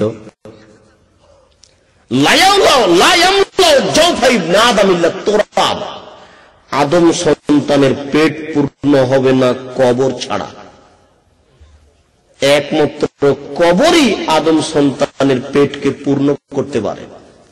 পৃথিবীর আর কোন জিনিস দিয়ে আদম সন্তানের পেট পূর্ণ হবে না। আল্লাহ তাআলা বলেন, আলহাকুমুত তাকাসুর হাত্তা যুরতুমুল মাকাবির। হ্যাঁ, পৃথিবীর লোভ লালসা তোমাকে আত্মভোলা করে রেখেছে। পৃথিবীর অর্থ সম্পদের আশা আকাঙ্ক্ষা তোমাকে ভুলিয়ে রেখেছে। তোমার এটা কতদিন চলবে? তোমার এই কাজ গতিনীতি কতদিন চলবে? হাত্তা যুরতুমুল মাকাবির, যতদিন পর্যন্ত তুমি কবর না দেখেছ। কবর দেখলেই তোমার এগুলো আশা আকাঙ্ক্ষা মিটে যাবে। মরণ ঘটলেই মানুষ যাবে কবরে। কবর বলতে বাড়ির পিছন দিকে বা রাজশাহী শহরের বিশিষ্ট কোনো গোরস্থান নয়। কবর বলতে মরণের পর একটা দীর্ঘ সময় যেখানে রাখা হবে, সেটার নাম কবর। যদি এই শহরের বড় কবরস্থান হতো, তাহলে যাকে মাছে খেয়ে নিয়েছে তার কবর কোথায়? তাহলে যে পুড়ে ছাই হয়ে গেছে তার কবর কোথায়? যাকে বাঘে খেয়ে নিল তার কবর কোথায়? মরার পর থেকে নিয়ে বিচারের দিন পর্যন্ত একটা দীর্ঘ সময় আছে। এই সময়টাকে বলা হয় আলামে বারজাখ, আত্মার জগৎ। এই আত্মার জগতে মানুষকে শাস্তি দেওয়া হবে, যে শাস্তি মানুষে দেখতে পাবে না। কাজে মানুষ সিডির মাধ্যমে মরণের এই কবরের শাস্তি দেখতে পারে না, এটা অসম্ভব। যে শাস্তি মানুষ কানে শুনতে পারে না, সেই শাস্তি মানুষ চোখে দেখতে পারে কি করে? এটা হয় না। বলছিলাম, অতদিন পর্যন্ত মানুষ ভুলে থাকবে যতদিন পর্যন্ত মানুষ কবরে না গেছে। তাই তো আল্লাহ নবী বলছেন, লা ইয়ামলাউ জাওফা ইবনে আদম, আদম সন্তানের পেট কোনদিন পূর্ণ হবে না। কোনো কিছু দিয়ে তার আকাঙ্ক্ষা মিটবে না যতদিন পর্যন্ত কবরে না গেছে। একমাত্র কবরই তার আশা আকাঙ্ক্ষাকে মিটাতে পারে, অন্য কিছু পারে না। সম্মানিত দিনী ভাই, বলছিলাম, মানুষের যদি দুইটা পৃথিবী হয়, দুইটা মাঠ হয়, দুইটা উপত্যকা হয়, তাহলে তার মনটা চাইবে আর একটা হতো। তাই রাসূল সাল্লাল্লাহু আলাইহি সাল্লাম বলেন, ফাকসিরু যিকরা হাযিমিল লাযযাতিল মাউত, তুমি ওই জিনিসটাকে বেশি বেশি স্মরণ করো যে জিনিস তোমার স্বাদকে কেটে দিবে। বলেন তো, মানুষের স্বাদ কেটে দেয় কি? মরণ। বুঝতে পারছেন না? হতো আপনি বাড়ি করতে চাচ্ছেন, এটা আপনার জীবনে একটা স্বাদ। এই জমিটা কিনতে চাচ্ছেন, এটা আপনার একটা আশা আকাঙ্ক্ষা অভিলাষ। আপনি ভ্যানটা ঠিক করতে চাচ্ছেন, এটা আপনার অভিলাষ, এটা আশা আকাঙ্ক্ষা। মরণ তো এটা, বলেন তো, এটা নষ্ট করে দিবে কি? ওটা মরণ। মরণ আপনার এই আশা আকাঙ্ক্ষাকে নষ্ট করে দিবে। তাই রাসূল সাল্লাল্লাহু আলাইহি সাল্লাম বলছেন, যুর কবরাকুম ফাইন্নাহু তুযাক্কিরু মাউতাকুম, তোমরা কবরকে স্মরণ করো, তোমরা কবরকে জিয়ারত করো, তাহলে তোমাদের মরণ স্মরণ হবে। মরণ কিভাবে স্মরণ করবেন? মরণ কি আমাদের এই জিকির মরণ মরণ মরণ এভাবে জিকির করবেন? আপনার মরণ ঘটবে এটা বিশ্বাস করুন, তাহলে আপনার একটা ভিতরে ভীতি আসবে। আবু হুরায়রা রাদিয়াল্লাহু তাআলা আনহু বলেন, যখন মানুষের লাশকে তার কবরের পাশে নিয়ে যাওয়া হয়, এতবাউ সালাসা, তখন তার সাথে তিনটে জিনিস যায়, আমালহু ও আহলহু ও মালহু। তার আমল যায়, তার পরিবার যায়, তার অর্থ সম্পদ যায়। এবকা ওয়াহিদুন ওয়ার জয় স্নানে, দুইটা ফিরে আসে, একটা সাথে থেকে যায়। ওয়াবকা আমালহু, তার কর্ম তার সাথে থেকে যায়। ওয়ার জয় আহলহু ওয়া মালহু, তার সম্পদ এবং তার পরিবার ফিরে আসে। মানুষের লাশ যখন কবরে যায়, রাসূল সাল্লাল্লাহু আলাইহি সাল্লাম বলছেন, লাশ যদি পাপী হয় তাহলে বারবার বলতে থাকে, তোমরা আমাকে কোথায় নিয়ে যাচ্ছ, তোমরা আমাকে কোথায় নিয়ে যাচ্ছ, তোমরা আমাকে বিপদের দিকে নিয়ে যাচ্ছ কেন, এইভাবে চিৎকার করতে থাকে। রাসূল সাল্লাল্লাহু আলাইহি সাল্লাম বলছেন, লাশ যদি পাপী হয় তাহলে তোমরা তাকে উপরে রেখেছো কেন, কাঁধে রেখেছো কেন? তাড়াতাড়ি তাকে মাটিতে ডুবাও। কেননা ও যদি পাপী হয় তাহলে তার একটা প্রতিক্রিয়া আছে, ওই প্রতিক্রিয়া গিয়ে পৌঁছিবে আলাল নাসে ওয়াদ দাব্বা ওয়াল আরদ ওয়াস শাজার। এই পাপীর প্রতিক্রিয়া পশু প্রাণীর উপরে লাগবে, বাড়ির উপরে লাগবে, দেশের উপরে লাগবে, গাছপালার উপরে লাগবে। এই বাড়িটাতে পাপ হচ্ছে, এই বাড়িতে 20 তলা বিল্ডিং, 300টা রুম আছে, 300টা রুমে 200টা রুমে পাপ হচ্ছে। এই পাপটা সম্পূর্ণ শহরের উপরে পড়ছে, এই পাপের প্রতিক্রিয়া সম্পূর্ণ শহরের উপরে পড়ছে। আল্লাহ রাসূল বলছেন যে তাড়াতাড়ি তোমরা কবর থেকে ফেলে দাও। করেছো কি? তোমরা এই পাপী লাশকে কেন উপরে রেখেছো? ওকে মাটির নিচে রাখো, ওর প্রতিক্রিয়া সবার উপরে যাচ্ছে। হাদিস তো বুখারী মুসলিমের। আপনি বা কি বুঝলেন আর আমি কি বুঝলাম? বাস্তব দেখতে পায় না, এই জন্য বুঝতে পারছি না যে পাপের প্রতিক্রিয়া দেশের উপরে এসে লাগছে কিনা, দেশের উপরে এসে পড়ছে কিনা।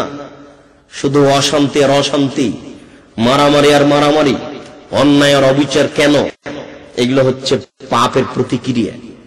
মানুষ পাপকে পাপ মনে করছেন না, অন্যায়কে অন্যায় মনে করছে না।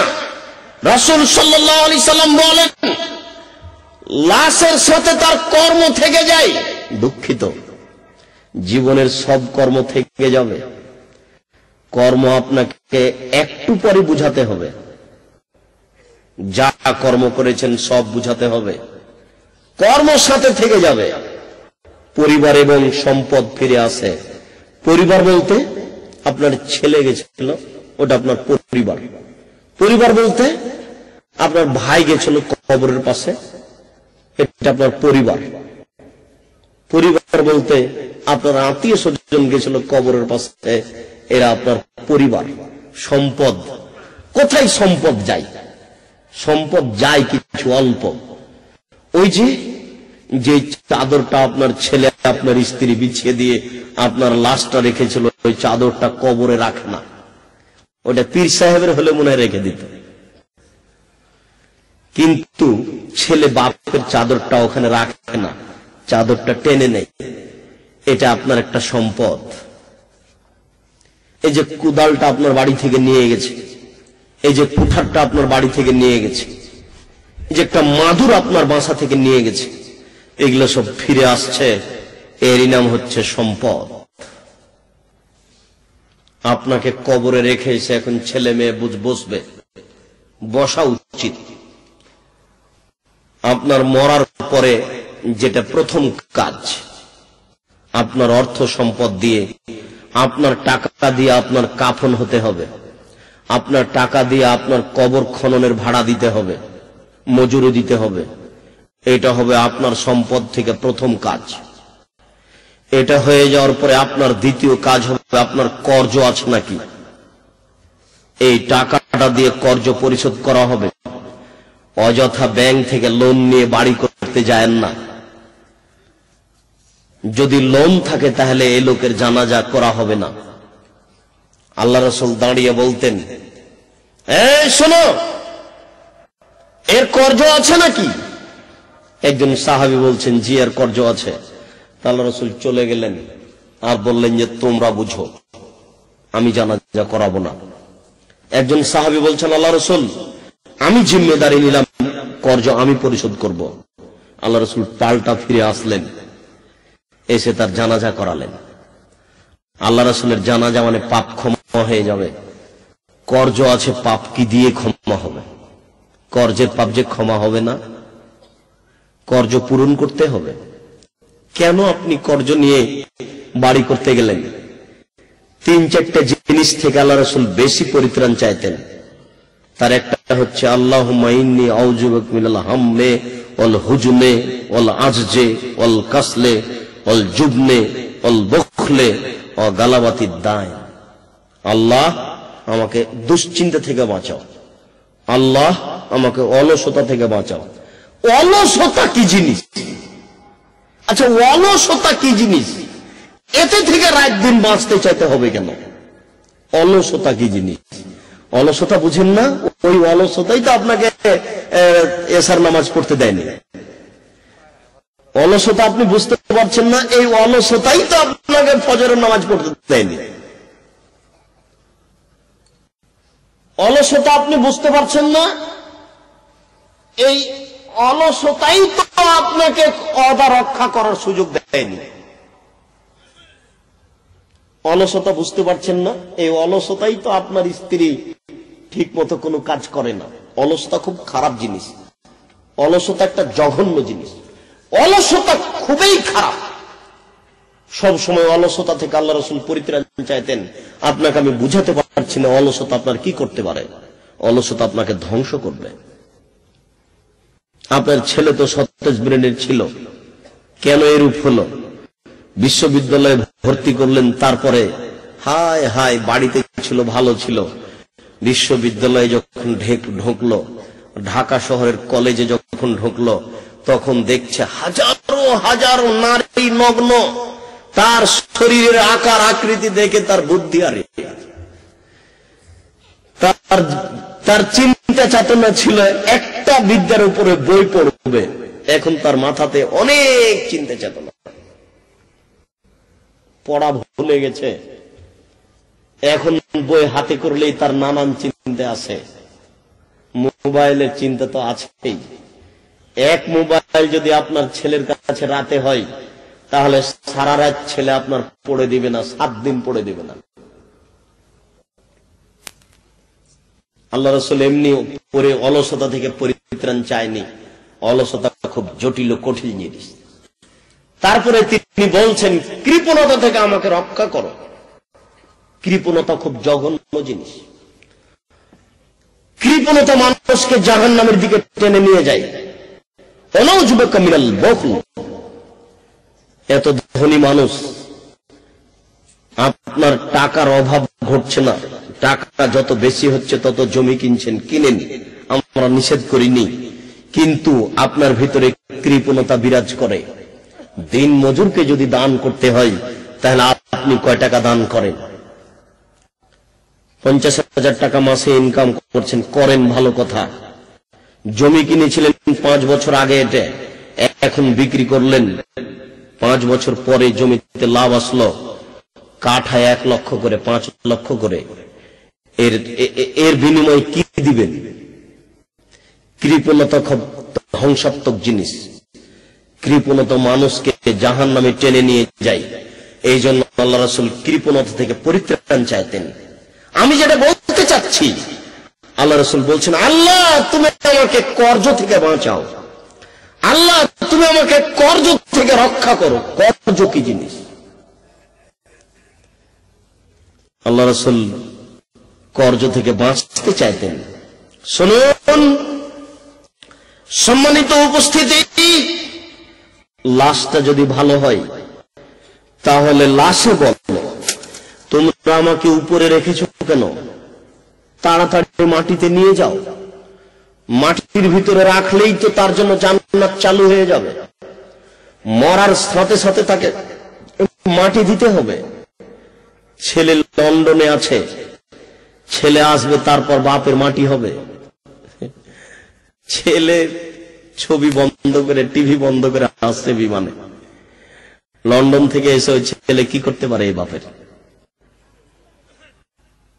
ওই ছেলের পিছনে তো শুধু ভুল টাকা ব্যয় করেছেন। সবাই চলে যাচ্ছে আমেরিকায়, ছেলের বাপের গৌরব কত, অহংকারের তার শেষ নাই। বলছে 2 ছেলে আমেরিকায় থাকে, ছাই থাকে, 1 মেয়ে আমেরিকায় থাকে, কলা থাকে। কেন থাকে? কি করবে? কি করতে পারে? যে কি করতে পারে? ওটা খ্রিস্টান দেশ, ওখানে কি কল্যাণ থাকতে পারে? কে বলেছে ওখানে বিদ্যা আছে? ভুল সিদ্ধান্ত। এটা খারাপ জায়গা, অন্তত এদেশের চেয়ে খারাপ, অনেক খারাপ। যে দেশে বিবাহ লাগে না, যত অবৈধ সন্তান হবে সব সন্তান সৈন্য হবে, সবাই যাবে ইরাক, সবাই যাবে আফগানিস্তান। সব সৈন্য যদি আফগানিস্তানের মাটি মারা যায় মাঠে, তাহলে কেউ ব্যথা পাওয়ার নেই, কেননা একটাও সন্তান বৈধ নয়, সব জারজ সন্তান।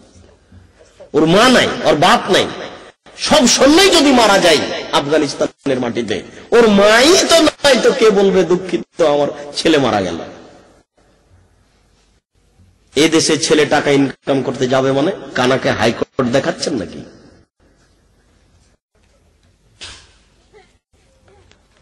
ছেলে মানুষ করেছেন, ওর দ্বারা দুনিয়াবি কিছু উপকার নেন, পরকালের উপকার নেন। ছেলে আপনার উপার্জিত সম্পদ, ছেলের সবকিছু আপনাকে বিচারের মাঠে বুঝাতে হবে। সম্মানিত দিনী ভাই ও বোনেরা, বলছিলাম মানুষের লাশ কবরে যাওয়ার সময় 3টে জিনিস সাথে যায়। মনে রাখবেন, সাথে যায় তার আমল, সাথে যায় তার সম্পদ, সাথে যায় তার পরিবার। আমল সাথে থেকে যায়, 2টে জিনিস ফিরে আসে। রাসূল সাল্লাল্লাহু আলাইহি সাল্লাম বলেন,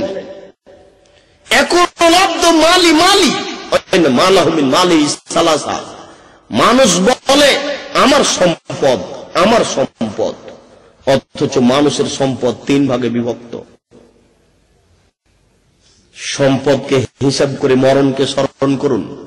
মানুষ বলে আমার বাড়ি, আমার বাড়ি, মানুষ বলে আমার সম্পদ, আমার সম্পদ, অথচ মানুষের সম্পদ 3 ভাগে বিভক্ত।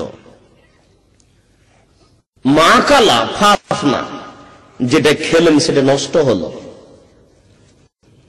1, যেটা খাবেন সেটা নষ্ট হবে। অমলাবেসা ফাবলা, যেটা পড়বেন সেটা পুরাতন হবে, যেটা খাবেন সেটা নষ্ট হবে, যেটা পড়বেন সেটা পুরাতন হবে।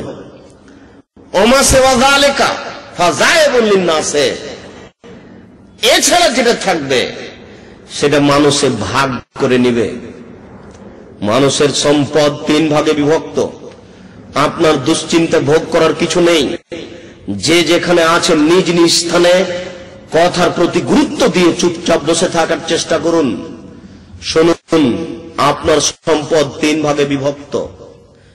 যেটা আপনি খেলেন সেটা নষ্ট হলো, ওর দ্বারা কোনো উপকার নেই।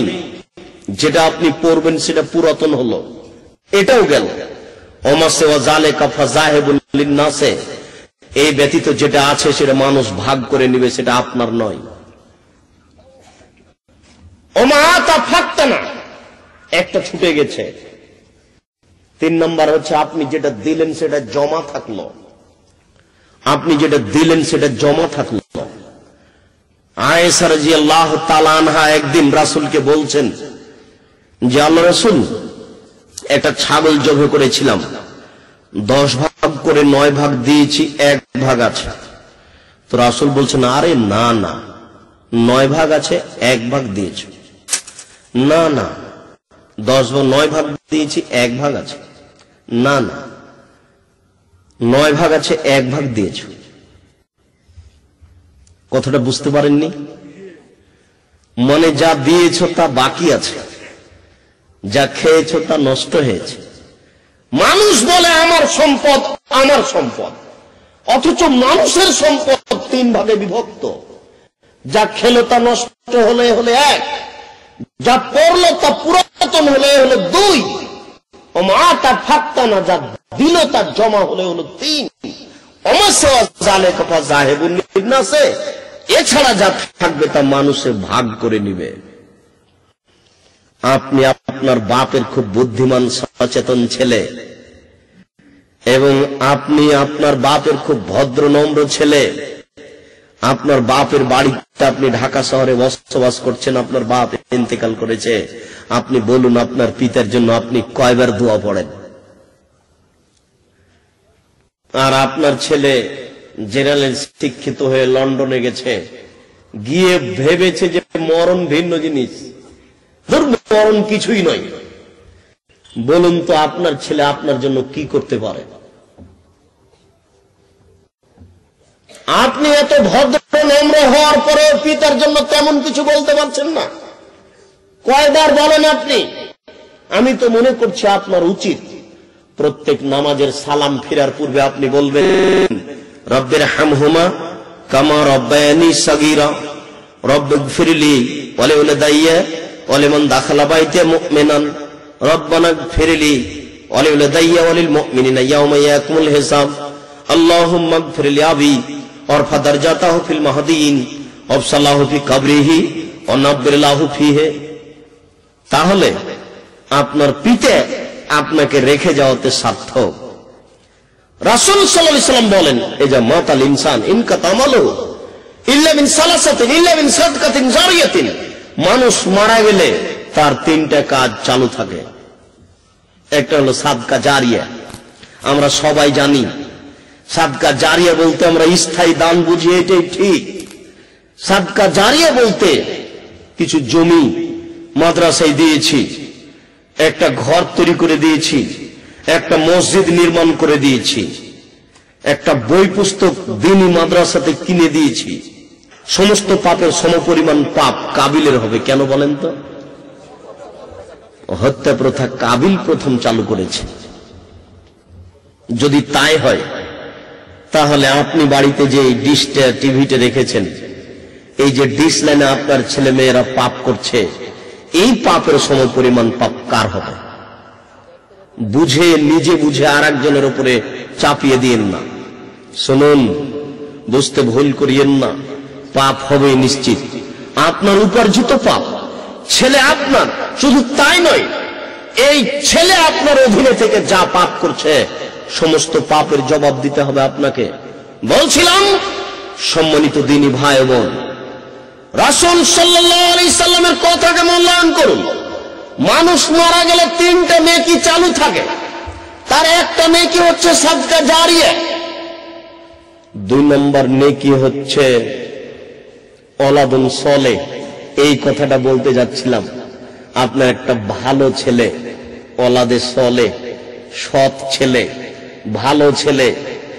কখন আপনার ভিতরে বুঝ আসবে আমার ভালো ছেলে কখন হবে, কেমনে ভালো ছেলে হয়? মাদ্রাসায় পড়ালে ফকিরি বিদ্যা, এটা তো এখন কাটে গেছে। এখনো কেন আপনার ছেলে মাদ্রাসায় পড়ে না? ওটা তো আর এখন নেই।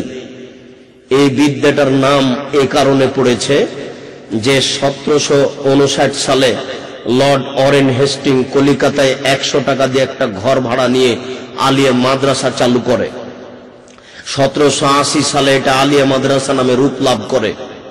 1947 সালে দেশ ভাগ হলে বোর্ড 2টা হয়ে আলিয়া মাদ্রাসা চলতে থাকে।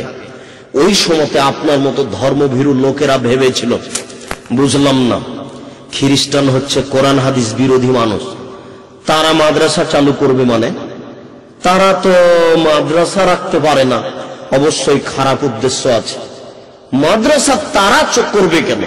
খারাপ উদ্দেশ্য আছে, তখন আপনার মতো ধর্মভীরু মানুষ মাদ্রাসা খুলতে গেছিল নিজের টাকা দিয়ে গিয়ে 10-এর পয়সা উঠাতে হলো। 10-এর কাছে পয়সা চাইতে গিয়ে দুইটা দিক দেখা দিল। এই আলেম ওলামারা দুভাগে বিভক্ত হলো।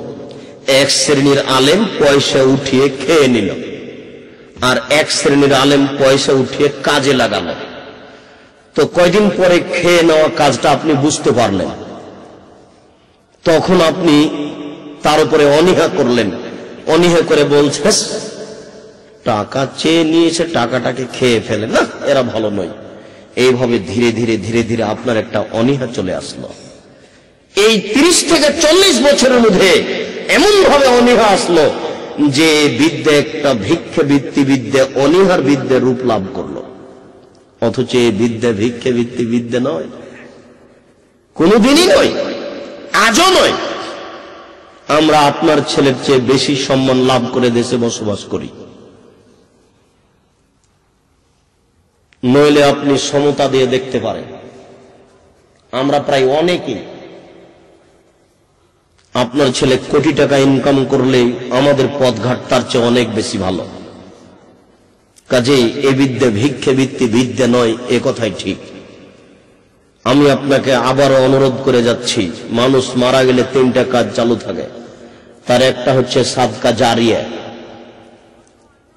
2 ওলাদে সলে ভালো ছেলে। বাপই বুঝতে পারছে আমার ছেলে ভালো কিনা। যে লোকটা আমাকে আপনার তার পার্সোনাল গাড়িতে একটু আগিয়ে দিয়ে গেল, মোহাম্মদপুর জামে মসজিদের মুসল্লি, তার বোন আজকে বিকেলে আমেরিকা যাবে। কেন? তার 2টা ভাগ্নে আমেরিকায় থাকে, ওরা চলে যাচ্ছে সবাই। তো তার একটা ভাগ্নে তাকে এসে সালাম দিচ্ছে, তো প্যান্ট তো টাকনুর নিচে আছেই, একেবারে মাথার চুল একবারে সম্পূর্ণ, তার মুখ হাত গলা সব ঘেরে আছে। এদেশের একজন মহিলারও মনে হয় চুল তার চেয়ে ছোট আছে। তো যাওয়ার পরে লোকটা আমার সামনে একটু আফসোস দুঃখ করছে, কি বলি বলেন তো, আমরা তো মামা, আমরা কি বললে হবে? ওর বাপ মাই যদি ছেলেকে না বলে, তাহলে বাপ মা তো এখন ভাবছে যে আমার ছেলে আমেরিকায় থাকে, তো ছেলেকার কি বলতে হবে? তাহলে এটা ওয়ালাদে সলেহ নয়, এটা ভালো ছেলে নয়। এই ছেলে দ্বারা আপনার ক্ষতি হবে, এটাই ঠিক। এই ছেলে দ্বারা আপনার ক্ষতি হচ্ছে, এটাই ঠিক। এটা ওয়ালাদে সলেহ নয়। এরপরে আল্লাহ রাসূল বলছেন ওয়াইলমুন ইনতাফাউ বিহি, বিদ্যে দ্বারা আপনার নেকি কবরে পৌঁছিতে থাকে। কোরআন হাদিস শিক্ষা অর্জন করেছেন, আরেকজনকে শিক্ষা দিলেন, ও আরেকজনকে শিক্ষা দিল, ও আরেকজনকে শিক্ষা দিল। আপনার বিদ্যা থেকে নিয়ে পৃথিবীতে যত মানুষ বিদ্যা অর্জন করবে, সমস্ত মানুষ কোরআন মাজিদ পড়ে যা নেকি পাবে, আপনি তার সমপরিমাণ নেকি পাবেন।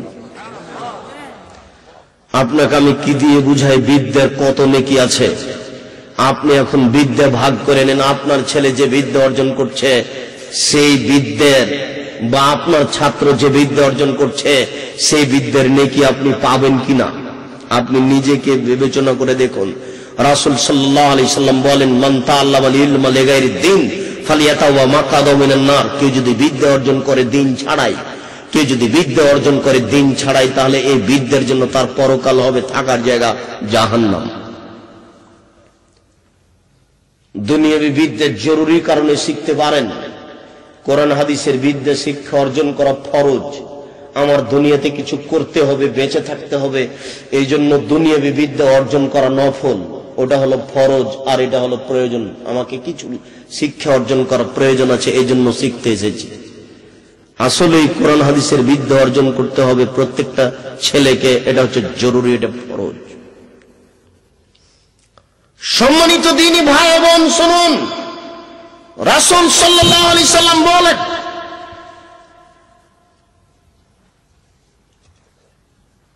মারা রাসূলুল্লাহ সাল্লাল্লাহু আলাইহি ওয়াসাল্লাম বেজাদিন আসাকা মাইয়িতিন। একদিন একটা মরা কান কাটা ছাগলের পাশ দিয়ে রাসূল হেঁটে যাচ্ছিলেন। মরা একটা কান কাটা ছাগলের পাশ দিয়ে হেঁটে যাওয়ার সময় বলছেন, আইয়ুকুম তুহিব্বু আন তাশতারি বিদিরহামিন হাযা। সঙ্গী সাথী, তোমরা কে আছো যে এই ছাগলটা 1 দিরহামের বিনিময়ে কিনতে চাও?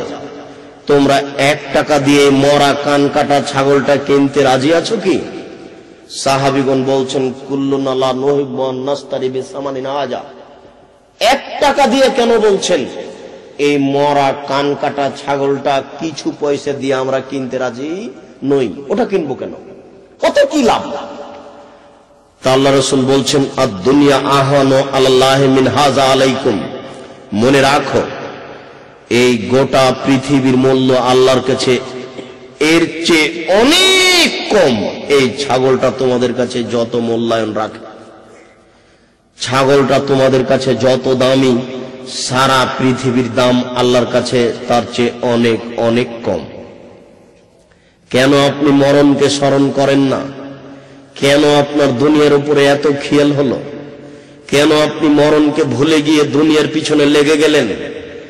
রাসূল সাল্লাল্লাহু আলাইহি সাল্লাম বলেছেন মাদ দুনিয়া লিল আখিরা ইল্লা মিসলা মা ইয়াজলু আহাদুকুম ইসবাহু ফিল ইয়াম্মি ফালিয়ানজুর বিমা ইয়ারজি। শোনো, ইহকাল ও পরকালের তুলনা, ইহকাল এবং পরকালের তুলনা, তোমাদের কোনো ব্যক্তি তার আঙ্গুল সমুদ্রে ডুবাবে, সমুদ্রে ডুবিয়ে আঙ্গুলটা উঠিয়ে দেখবে আঙ্গুলে কতটুকু পানি লেগে আছে। আঙ্গুলে যতটুকু পানি আছে আর সমুদ্রে যতটুকু পানি আছে, দুই পানির তুলনা যেমন, ইহকাল এবং পরকালের তুলনা তেমন। ইহকাল এবং জান্নাতের তুলনা তেমন। এখনো বুঝাতে পারিনি পূর্ণ কথা। আপনি আপনার আঙ্গুলটা পানিতে ডুবান, রাসূল বলেছেন সমুদ্রে, আটলান্টিক মহাসাগরে পানিতে আঙ্গুলটা ডুবিয়ে নেন।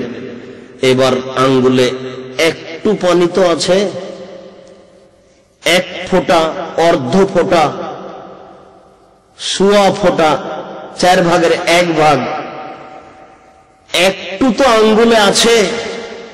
এই আঙ্গুলের পানি আর এই সমুদ্রে যত পানি আছে, এই দুই পানিতে তুলনায় কমবেশ যত, ইহকাল আর জান্নাতের তুলনায় কমবেশ তত। কি দিয়ে বুঝাবো আমি? কেন আপনি এই পৃথিবীর পিছনে পড়লেন? কেন আপনি মরণকে স্মরণ করছেন না? কেন আপনি ভুলে গেলেন? কে আপনাকে ভুলালো? কেন আপনার হিসাব হয় না? তাই সাবদুদ দিনারে আব্দুদ দিরহামে, যারা পয়সার পিছনে পড়লো তারাই ধ্বংস হলো, যারা পয়সার পিছনে পড়লো তারাই ধ্বংস হলো। মনে প্রাণে চেষ্টা করি। 94 সাল থেকে নিয়ে বক্তব্যের মাঠে এসেছি। অনেকে জিজ্ঞাসা করে টাকা নিয়ে বক্তব্য দেওয়া জায়েজ কি?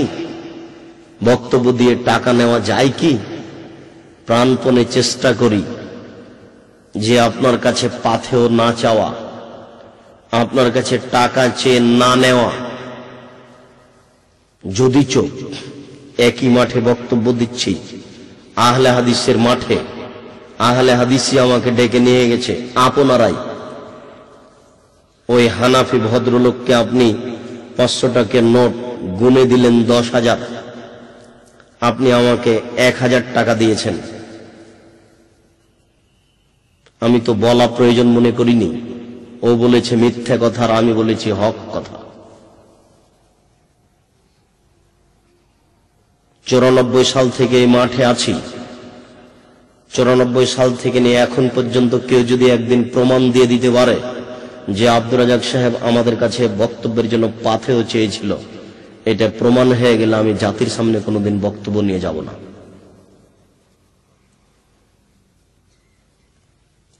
কেউ যদি বলে দেয় যে টাকা গোনার পরে আব্দুর রাজ্জাক সাহেব বলেছেন যে একটু কমই হলো, টাকা গুনে দেখে একটু কম হলো বলেছে বা গুনে দেখেছে টাকা, এটা প্রমাণ হয়ে গেলে আমি জাতির সামনে বক্তব্য দিব না। পয়সার পিছনে আমরা না ঘোরার চেষ্টা করি, পয়সা আমাদের পিছনে ঘুরে।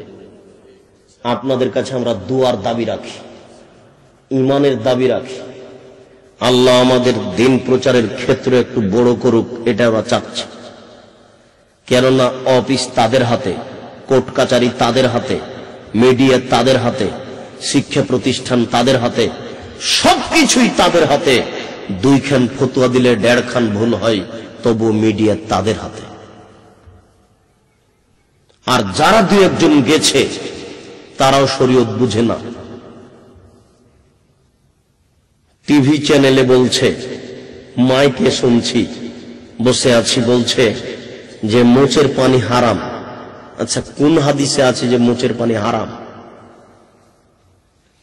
মোচ কেটে ফেলতে হবে এটা আদেশ। পানি খেতে গিয়ে পানিতে মোচ লেগে গেছে বা পানি মুছে লেগে গেছে, এই পানি হারাম, এটা কে বলল? এটা কোথায় আছে? বলছে যে পরিষ্কার পরিচ্ছন্নতা অবলম্বন করতে হবে 10 দিনে, না পারলে 20 দিনে, না পারলে 30 দিনে, 40 দিন পার হলে গুনাহগার হবে। কোথায় এ কথা? না, 40 দিন পার হলে তার ইবাদত কবুল হবে না, গুনাহগার হবে, কিন্তু তার ইবাদত কবুল হবে না, এ কথা কোথায়? টিভি চ্যানেলে থাকলে কি হবে? আবার পড়তে হবে। সম্মানিত দ্বীনি ভাই বোন, বলছিলাম শুনুন, মরণ যেহেতু একদিন আসবেই, কাজে একে মূল্যায়ন করুন।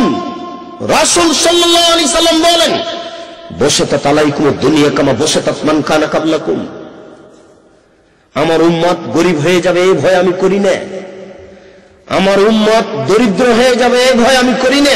আমার তো এটা ভয়ের প্রয়োজন নেই, কেননা গরিব হওয়া তো হিসাব সহজ, কাজে আমি ওটা ভয় করব কেন?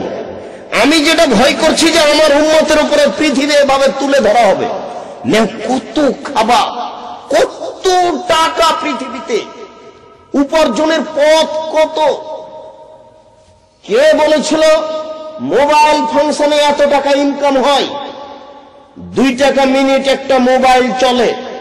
10 দিন আগে ছিল 5 টাকা মিনিট, 20 দিন আগে ছিল 10 টাকা মিনিট, 30 দিন আগে ছিল 50 টাকা মিনিট, 90 টাকা মিনিটে আমি কথা বলেছি বগুড়ায়। তাহলে একটা মোবাইল যদি 24 ঘন্টা চলে 2 টাকায়, মিনিটে যদি 2 টাকা আসে, 24 ঘন্টায় কত টাকা আসবে?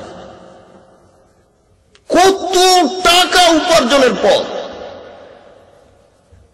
নাই পয়সাতে ডেস্টিনিতে নাম থাকলে এমনিতে হাজার হাজার টাকা আসবে, কোন পয়সা পাতি লাগে না। আজীব ব্যবসা, উর্দু ভাষাতে বলে মুফতে ব্যবসা, টাকা পয়সা লাগে না। আশ্চর্য ধরনের ব্যবসা, শুধু খালি সদস্য রেডি করতে হবে। ব্যবসা দুনিয়াতে আছে, কিন্তু এত বড় ফাঁকিবাজি ব্যবসা দেখিনি। জিজিএন, ডেস্টিনি, লাইফ ইন্স্যুরেন্স, কত উপার্জনের পথ। মুরগির বাচ্চাতে এত টাকা ইনকাম হবে এটা মানুষের জানা ছিল না। শুধু পৃথিবীতে টাকার টাকা। রাসূল সাল্লাল্লাহু আলাইহি সাল্লাম বলেন, পৃথিবীতে কেউ গরিব থাকবে না। এমসি রাজুলু বিসাদাকাতিহি, মানুষ তার দান নিয়ে রাস্তাঘাটে ঘুরবে, যার কাছে নিয়ে যাবে সেই বলবে লা আতিতা বিল আমস লা কাবিলতু ফামাল ইয়াউম ফালা হাজাতা লি বিহা। কালকে নিয়ে আসলে নিতাম, আজকে তো কোনো প্রয়োজন নেই, আজকে কেন নিয়ে আসলেন টাকা? রাতে রাতে মানুষ ধনী হয়ে যাবে। তাই রাসূল সাল্লাল্লাহু আলাইহি সাল্লাম বলছেন, আমার উম্মত গরিব হয়ে যাবে এই ভয় আমি করি না। রাসূলের উম্মত গরিব হবে না। তিনি বলেছেন, একটা ডালিম খাবে একটা বংশ, একটা গাভীর দুধ খাবে একটা গ্রাম। আশ্চর্য। ডালিম ছিল কিছুদিন আগে 2 ছটাক, 1 ছটাকের, এখন বাজারে ডালিম পাওয়া যায় 1 কেজি।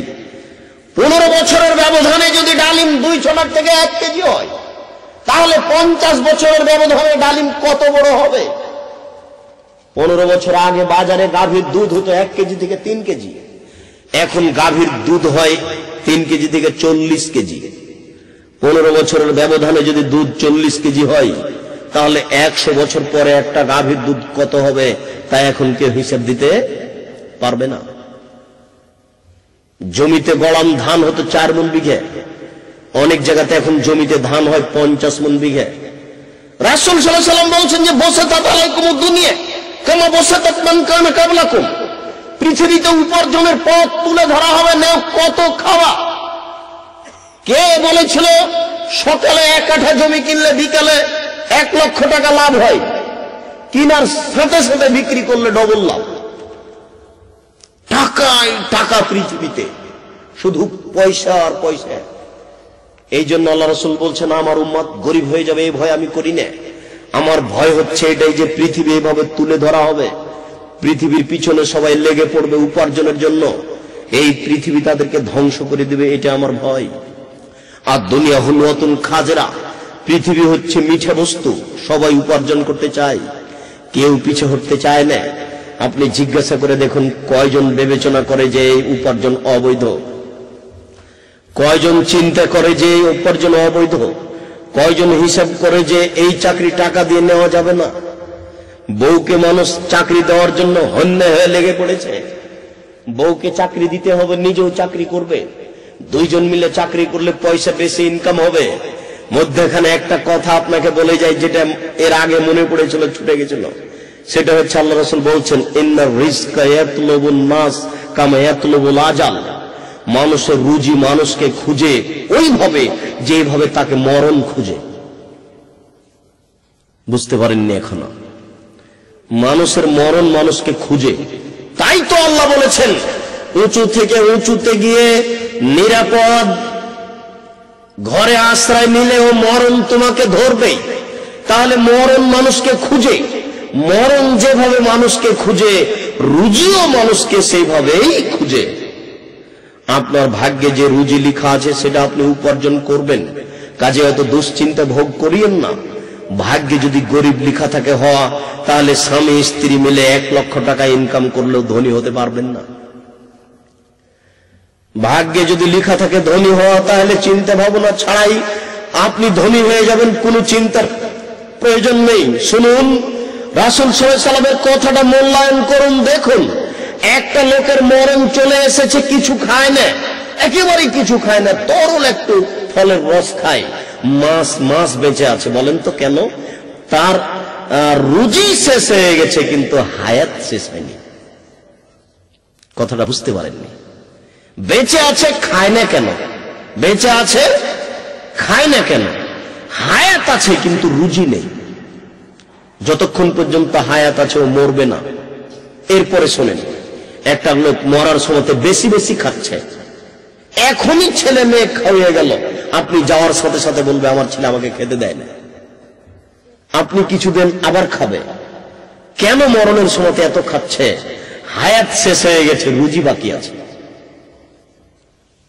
হায়াত শেষ হয়ে গেছে, রুজি বাকি আছে। একটা শস্য দানা বাকি রেখেও মরবে না।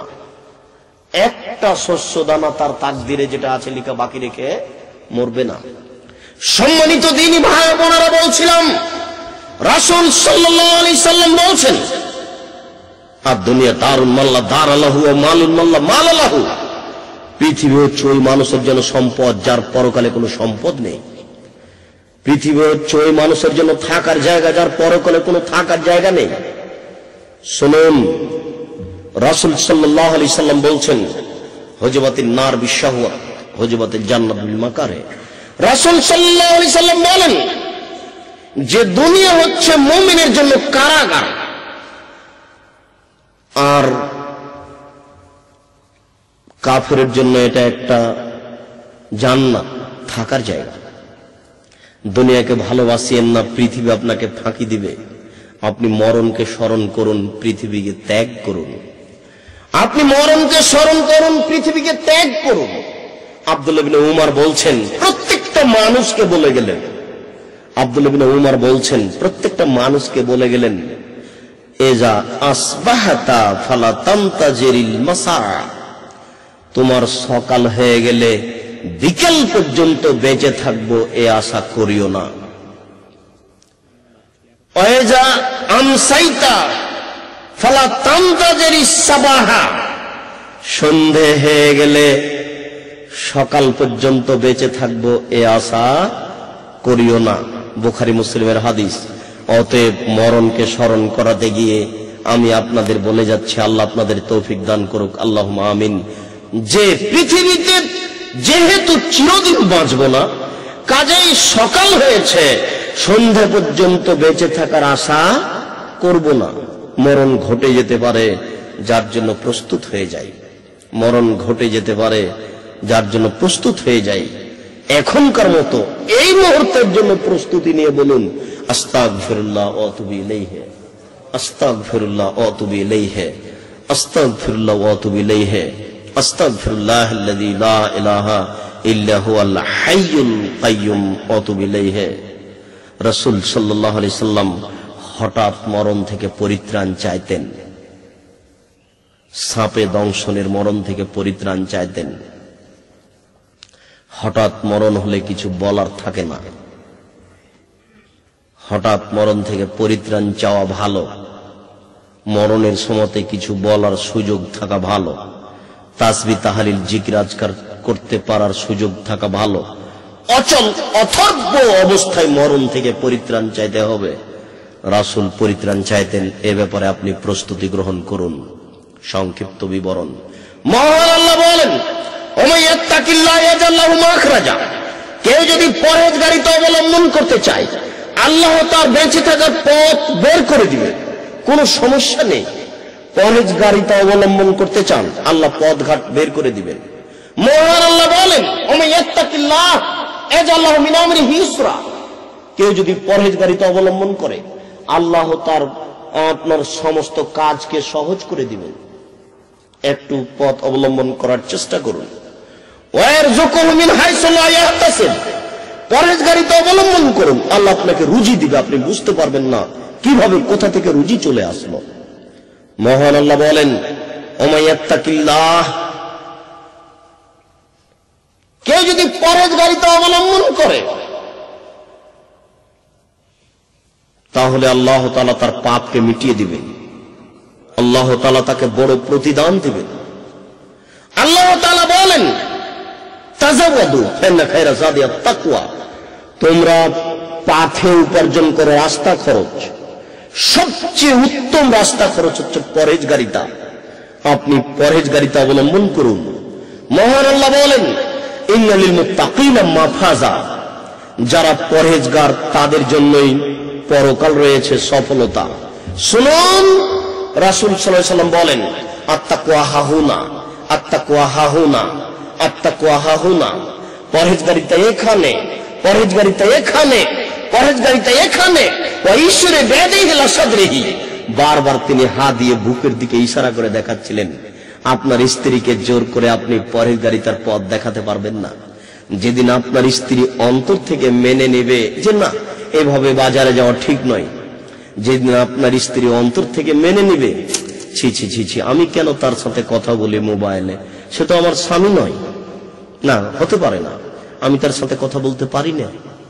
যেদিন আপনার স্ত্রী অন্তরে মেনে নেবে, ছি ছি ছি, এইভাবে ডিশ লাইন দিয়ে এভাবে নোংরা ছবি দেখা ঠিক নয়। যেদিন আপনার স্ত্রী তার মনে প্রাণে মেনে নেবে, সেদিন তার শরীয়ত মানা সহজ হবে। এই জন্য পরহেজগারিতার ভিতরে আপনার ইচ্ছা সত্ত্বেও সে পালন করে না, সে ইসলামী পোশাক পরে যায় না। কেন? তার ভিতরে এখনো পরহেজগারিতা আসেনি, তার ভিতরে এখনো পরহেজগারিতা আসেনি। আপনার স্ত্রী এখনো পাপকে পাপ মনে করতে পারছে না। রাসূল সাল্লাল্লাহু আলাইহি ওয়াসাল্লাম বলছেন যে পাপ কোনটা, নেকি কোনটা। আল্লাহ রাসূল বলছেন যে তুমি একটা কাজ করছো, তারপর তোমার আত্মা তৃপ্তি পেলে, খুশি হয়ে গেলে তুমি, এটা হলো তোমার নেকি। পাপ হাকা ফি নাফসিক, তোমার অন্তরে এটা খটকা হচ্ছে, ধাক্কা, কাজটা করব, কেমন হলো, না করব না, কাজটা করব না, করব না। আর আপনার ভয় হচ্ছে ইয়াত্তালিয়া আলাইহা আহাদুন, অন্য মানুষ এটা জেনে যাবে, তাহলে এটা পাপ। তখন আপনি বুঝতে পারছেন আপনার ভিতরে ঈমানি চেতনা এসেছে। এটাই তাকওয়া, এটাই পরহেজগারিতা। পরহেজগারিতা এখানে আছে। রাসূল সাল্লাল্লাহু আলাইহি ওয়াসাল্লাম বলেন, প্রত্যেকটা মানুষের শরীরে একটা টুকরা আছে। ওয়াইনা ফিল জাসাদে মুজগা, মানুষের শরীরে একটা টুকরা রয়েছে। এজা সালাহাত সালাহুল জাসাদু কুল্লুহু ওয়া ইজা ফাসাদাত ফাসাদাল জাসাদু কুল্লুহু আলা ওয়াহিয়াল কলব। যদি ওই টুকরা ভালো হয়ে যায়, তাহলে গোটা পুরো মানুষটাই ভালো হয়ে যাবে। আর যদি সেই টুকরা ভালো না হয়, তাহলে গোটা পুরো মানুষটাই ভালো হবে না। আর সেটাই হচ্ছে অন্তর। যার অন্তর ভালো সেই ভালো, যার অন্তর খারাপ সেই খারাপ। অন্তর পরিষ্কার নয় বলেই আপনার পক্ষে পাপ করা সহজ হচ্ছে। সম্মানিত উপস্থিতি, রাসূল সাল্লাল্লাহু আলাইহি সাল্লাম বলছেন যে পরহেজগার হওয়ার 4টা পদ্ধতি, 4টা গুণের ভিত্তিতে মানুষ পরহেজগার হতে পারে। আপনার একটু আমার হাতের দিকে লক্ষ্য করুন। আল্লাহ রাসূল বলছেন 1 নম্বর পদ্ধতি লাইস মাফিহে, যার ভিতরে পাপ নেই সে হচ্ছে পরহেজগার। আব্দুর রাজ্জাক সাহেব, পাপ নাই এমন কোন মানুষ আছে? পাপ নেই সেই পরহেজগার। জি, পাপ হওয়ার সাথে সাথে যেই বলে যে আস্তাগফিরুল্লাহ ওয়া তুবু ইলাইহি, বলে আল্লাহ তুমি মাফ করো, এই কাজে আমাকে নিয়ে যায় না, এই লোকটাই হচ্ছে পাপ না থাকা লোক। বলছে যে আবু হানিফা 40 বছরে এক ওজুতে ছিলেন। একটা মানুষ এক ওজুতে 40 বছর থাকতে পারে? এর অর্থ হলে যখন অজু ভেঙে গেছে তখন অজু করেছেন, যদি কথাটাই মিথ্যে। এই কথা ঠিক নয়। কিন্তু রাসূল সাল্লাল্লাহু আলাইহি সাল্লাম বলছেন লাইস মাফিহে, যার ভিতরে পাপ নেই। পাপ মানুষের ভিতরেই হবে, পাপ নেই ফেরেশতার ভিতরে। পাপ হওয়ার সাথে সাথে সে অনুতপ্ত হয়, ক্ষমা চায়। এই একটা গুণের ভিত্তিতে মানুষ পরহেজগার হতে পারে। 2 ওলা বাগিয়ে, সীমা লঙ্ঘন করে না। সীমা লঙ্ঘন করে না, এই মানুষ হচ্ছে পরহেজগার। সীমা লঙ্ঘন কাকে বলে জানা কথা বলছি। নদীটা পার হয়ে মরিচ কিনছেন, মরিচ দাঁড়িপাল্লা হয়ে গেছে। একটা ভালো আপনার হাতে মরিচ আছে, মরিচটা আপনি কোথায় রাখবেন? যদি ডালিতে রাখেন তাহলে আপনি ভালো পরহেজগার, যদি আপনার পাল্লায় রাখেন এটা হলো সীমা লঙ্ঘন। ওটা একটা সীমা লঙ্ঘন। আর একটা সীমা লঙ্ঘন, আপনার কোটি টাকা দিয়ে জমি কিনে বাড়ি করেছেন, 10 তলা বিল্ডিং, পাশে একটা পৈতৃক সম্পত্তির কুঁড়ে ঘর ছিল, কুঁড়ে ঘর, একেবারে অসহায় গরিব মানুষ। ওই লোকটার জমিটা আপনার সহ্য হয় না, টাকা পয়সা কোঠে দখল করে এই বাড়িটা দখল করে না তাকে তাড়িয়ে দিয়েছেন। এটা একটা সীমা লঙ্ঘন। ওটাও সীমা লঙ্ঘন, এটাও সীমা লঙ্ঘন। যার ভিতরে সীমা লঙ্ঘন রয়েছে সে পরহেজগার নয়। 3 ওলা গিল্লা, যার ভিতরে খেয়ানত আছে সে পরহেজগার নয়। যার ভিতরে খেয়ানত নেই, আত্মসাৎ নেই, সে হচ্ছে পরহেজগার। কিভাবে আত্মসাৎ? কিভাবে? আপনার ছেলেকে আপনি এখানে পড়তে দিয়েছেন, তাকে পড়তে হবে, এটা আমানত রাখা হয়েছে তার কাছে, ছেলেকে পড়তে হবে। সে বই বন্ধ করে দিয়ে টিভি নিয়ে বসে আছে, সে আমানতের খেয়ানত করলো আপনার ছেলে। আপনি স্কুলের মাস্টার, আপনাকে বই দেখে পড়ে পড়া ঠিক করে ক্লাসে ঢুকতে হবে। আপনি ক্লাসে ঢুকে একবারে থুথির জোরে একটা মিথ্যা কথা বলে চলে আসলেন, ছাত্র বুঝতে পারলো না, এটা হচ্ছে খেয়ানত। আপনি গ্রামের সর্দার, আপনার কাছে টাকা জমা রাখা হয়েছে, আপনি টাকা ঠিক মতো হিসাব দিলেন না, এটা একটা খেয়ানত। প্রত্যেকটা মানুষের কাছে, যার কাছে যতটুকু দায়িত্ব আছে, সে দায়িত্বের অবহেলা করে, পালন করে না, সেটাই খেয়ানত। যার ভিতরে খেয়ানত আছে সে পরহেজগার নয়। ওয়ালা হাসাদা, যার ভিতরে হিংসা নেই সে হচ্ছে পরহেজগার। মানুষ মাত্রই হিংসা চলে আসে, মানুষ মাত্রই কারণবশত একজন আর একজনকে সহ্য করতে পারে না। এই জন্য সূরা ফালাকে বলা হয়েছে, আল্লাহ আমি হিংসুকের হিংসা থেকে পরিত্রাণ চাচ্ছি। হিংসাতে ক্ষতি হয়, হিংসাতে বাড়ি উচ্ছেদ হয়ে যায়, চলে যেতে হয়, হিংসাতে রাস্তার ভিখারি মানুষ করতে চাই। হিংসা খুব খারাপ জিনিস। 4টে জিনিস ভিতরে বিরাজ করলে মানুষ পরহেজগার হবে না। এই 4টে জিনিস মানুষের ভিতরে না থাকলে মানুষ পরহেজগার। 1, যার ভিতরে পাপ নেই, মানে হওয়ার সাথে সাথে ক্ষমা চায়। 2, যার ভিতরে সীমা লঙ্ঘন নেই। 3, যার ভিতরে আত্মসাৎ নেই। 4, যার ভিতরে হিংসা নেই। হিংসা করার আপনার প্রয়োজন নেই। সাধারণত মানুষ নিজের ছোট প্রতি হিংসা করে। হিংসা করার কি প্রয়োজন আপনার? ওকে আল্লাহ যা দিয়েছে দিয়েছে, আল্লাহ আপনাকে যা দিয়েছে দিয়েছে। কেউ হিংসা করে আপনার মান ইজ্জত কেড়ে নিতে পারবে না। আল্লাহ আমাকে যে মান ইজ্জত দিয়েছেন সেটা আমি ভোগ করব। মাওলানা আমানুল্লাহ পাবনাকে আল্লাহ যে মান ইজ্জত দিয়েছেন সেটা তিনি ভোগ করবেন। সম্মানিত দিনী ভাই ও বোনেরা, আপনাদেরকে পরহেজগারিতা অবলম্বন করার জন্য বিনীত অনুরোধ রেখে আজকের সংক্ষিপ্ত বক্তব্য এখানে গুটিয়ে নিয়ে এসে বলছি, প্রতিপালক তুমি বড় দয়াবান, তুমি বড় রহমান, তুমি বড় ক্ষমাবান, তোমার অনেক দয়া। তোমার দয়ার আশা দাঁড়িয়ে বলছি, না হয় তোমার দরবারে আবারও বলি, আশহাদু আল্লা ইলাহা ইল্লাল্লাহ ওয়া আশহাদু আন্না মুহাম্মাদুর রাসূলুল্লাহ। রাজিদু বিল্লাহি রাব্বান ওয়া বিল ইসলামি দীনান ওয়া বি মুহাম্মাদিন নবিয়ান। আমরা মানুষ, ভুল হতে পারে, ভুল হয় স্বাভাবিক। এই রাত্রে অন্তর থেকে তোমার দরবারে বলছি, একটু ঈমানের দাবিদার, দয়া করে একটু ভিতরে ঈমানের বৃদ্ধি দাও, দয়া করে তোমার ভীতি অন্তরে দাও, দয়া করে একটু ইবাদতের সুযোগ তৌফিক দাও। প্রতিপালক তোমার অনেক দয়া, আমাদের আত্মীয় স্বজন, খালা ফুফু আত্মীয় স্বজন যারা মারা গেছে, তুমি তাদের কবরের শাস্তি মাফ করো। আল্লাহুম্মা গফির লাহু ওয়ারহামহু। আল্লাহ, যারা আমরা অসুস্থ, বাড়িতে হাসপাতালে আছি, তুমি তাদের আরোগ্য দান করো। আজিবিল বাস রব্বান নাস আশতান্তা সাফি লা শিফা ইল্লা শিফাউকা শিফাউন লা ইয়াগুদিরু সাকাম। আল্লাহ, যারা আমরা বেঁচে আছি, তুমি তাদেরকে তোমার রাসূলের পদ্ধতি অনুযায়ী চলার তৌফিক দান করো। এই দাবি, এই দাওয়া, এই দোয়া তোমার দরবারে রেখে আজকের সংক্ষিপ্ত বক্তব্য এখানে শেষ করলাম। সুবহানাকা আল্লাহুম্মা ওয়া বিহামদিকা আশহাদু আল্লা ইলাহা ইল্লা আনতা আস্তাগফিরুকা ওয়া আতুবু ইলাইক। আসসালামু আলাইকুম ওয়া রাহমাতুল্লাহ।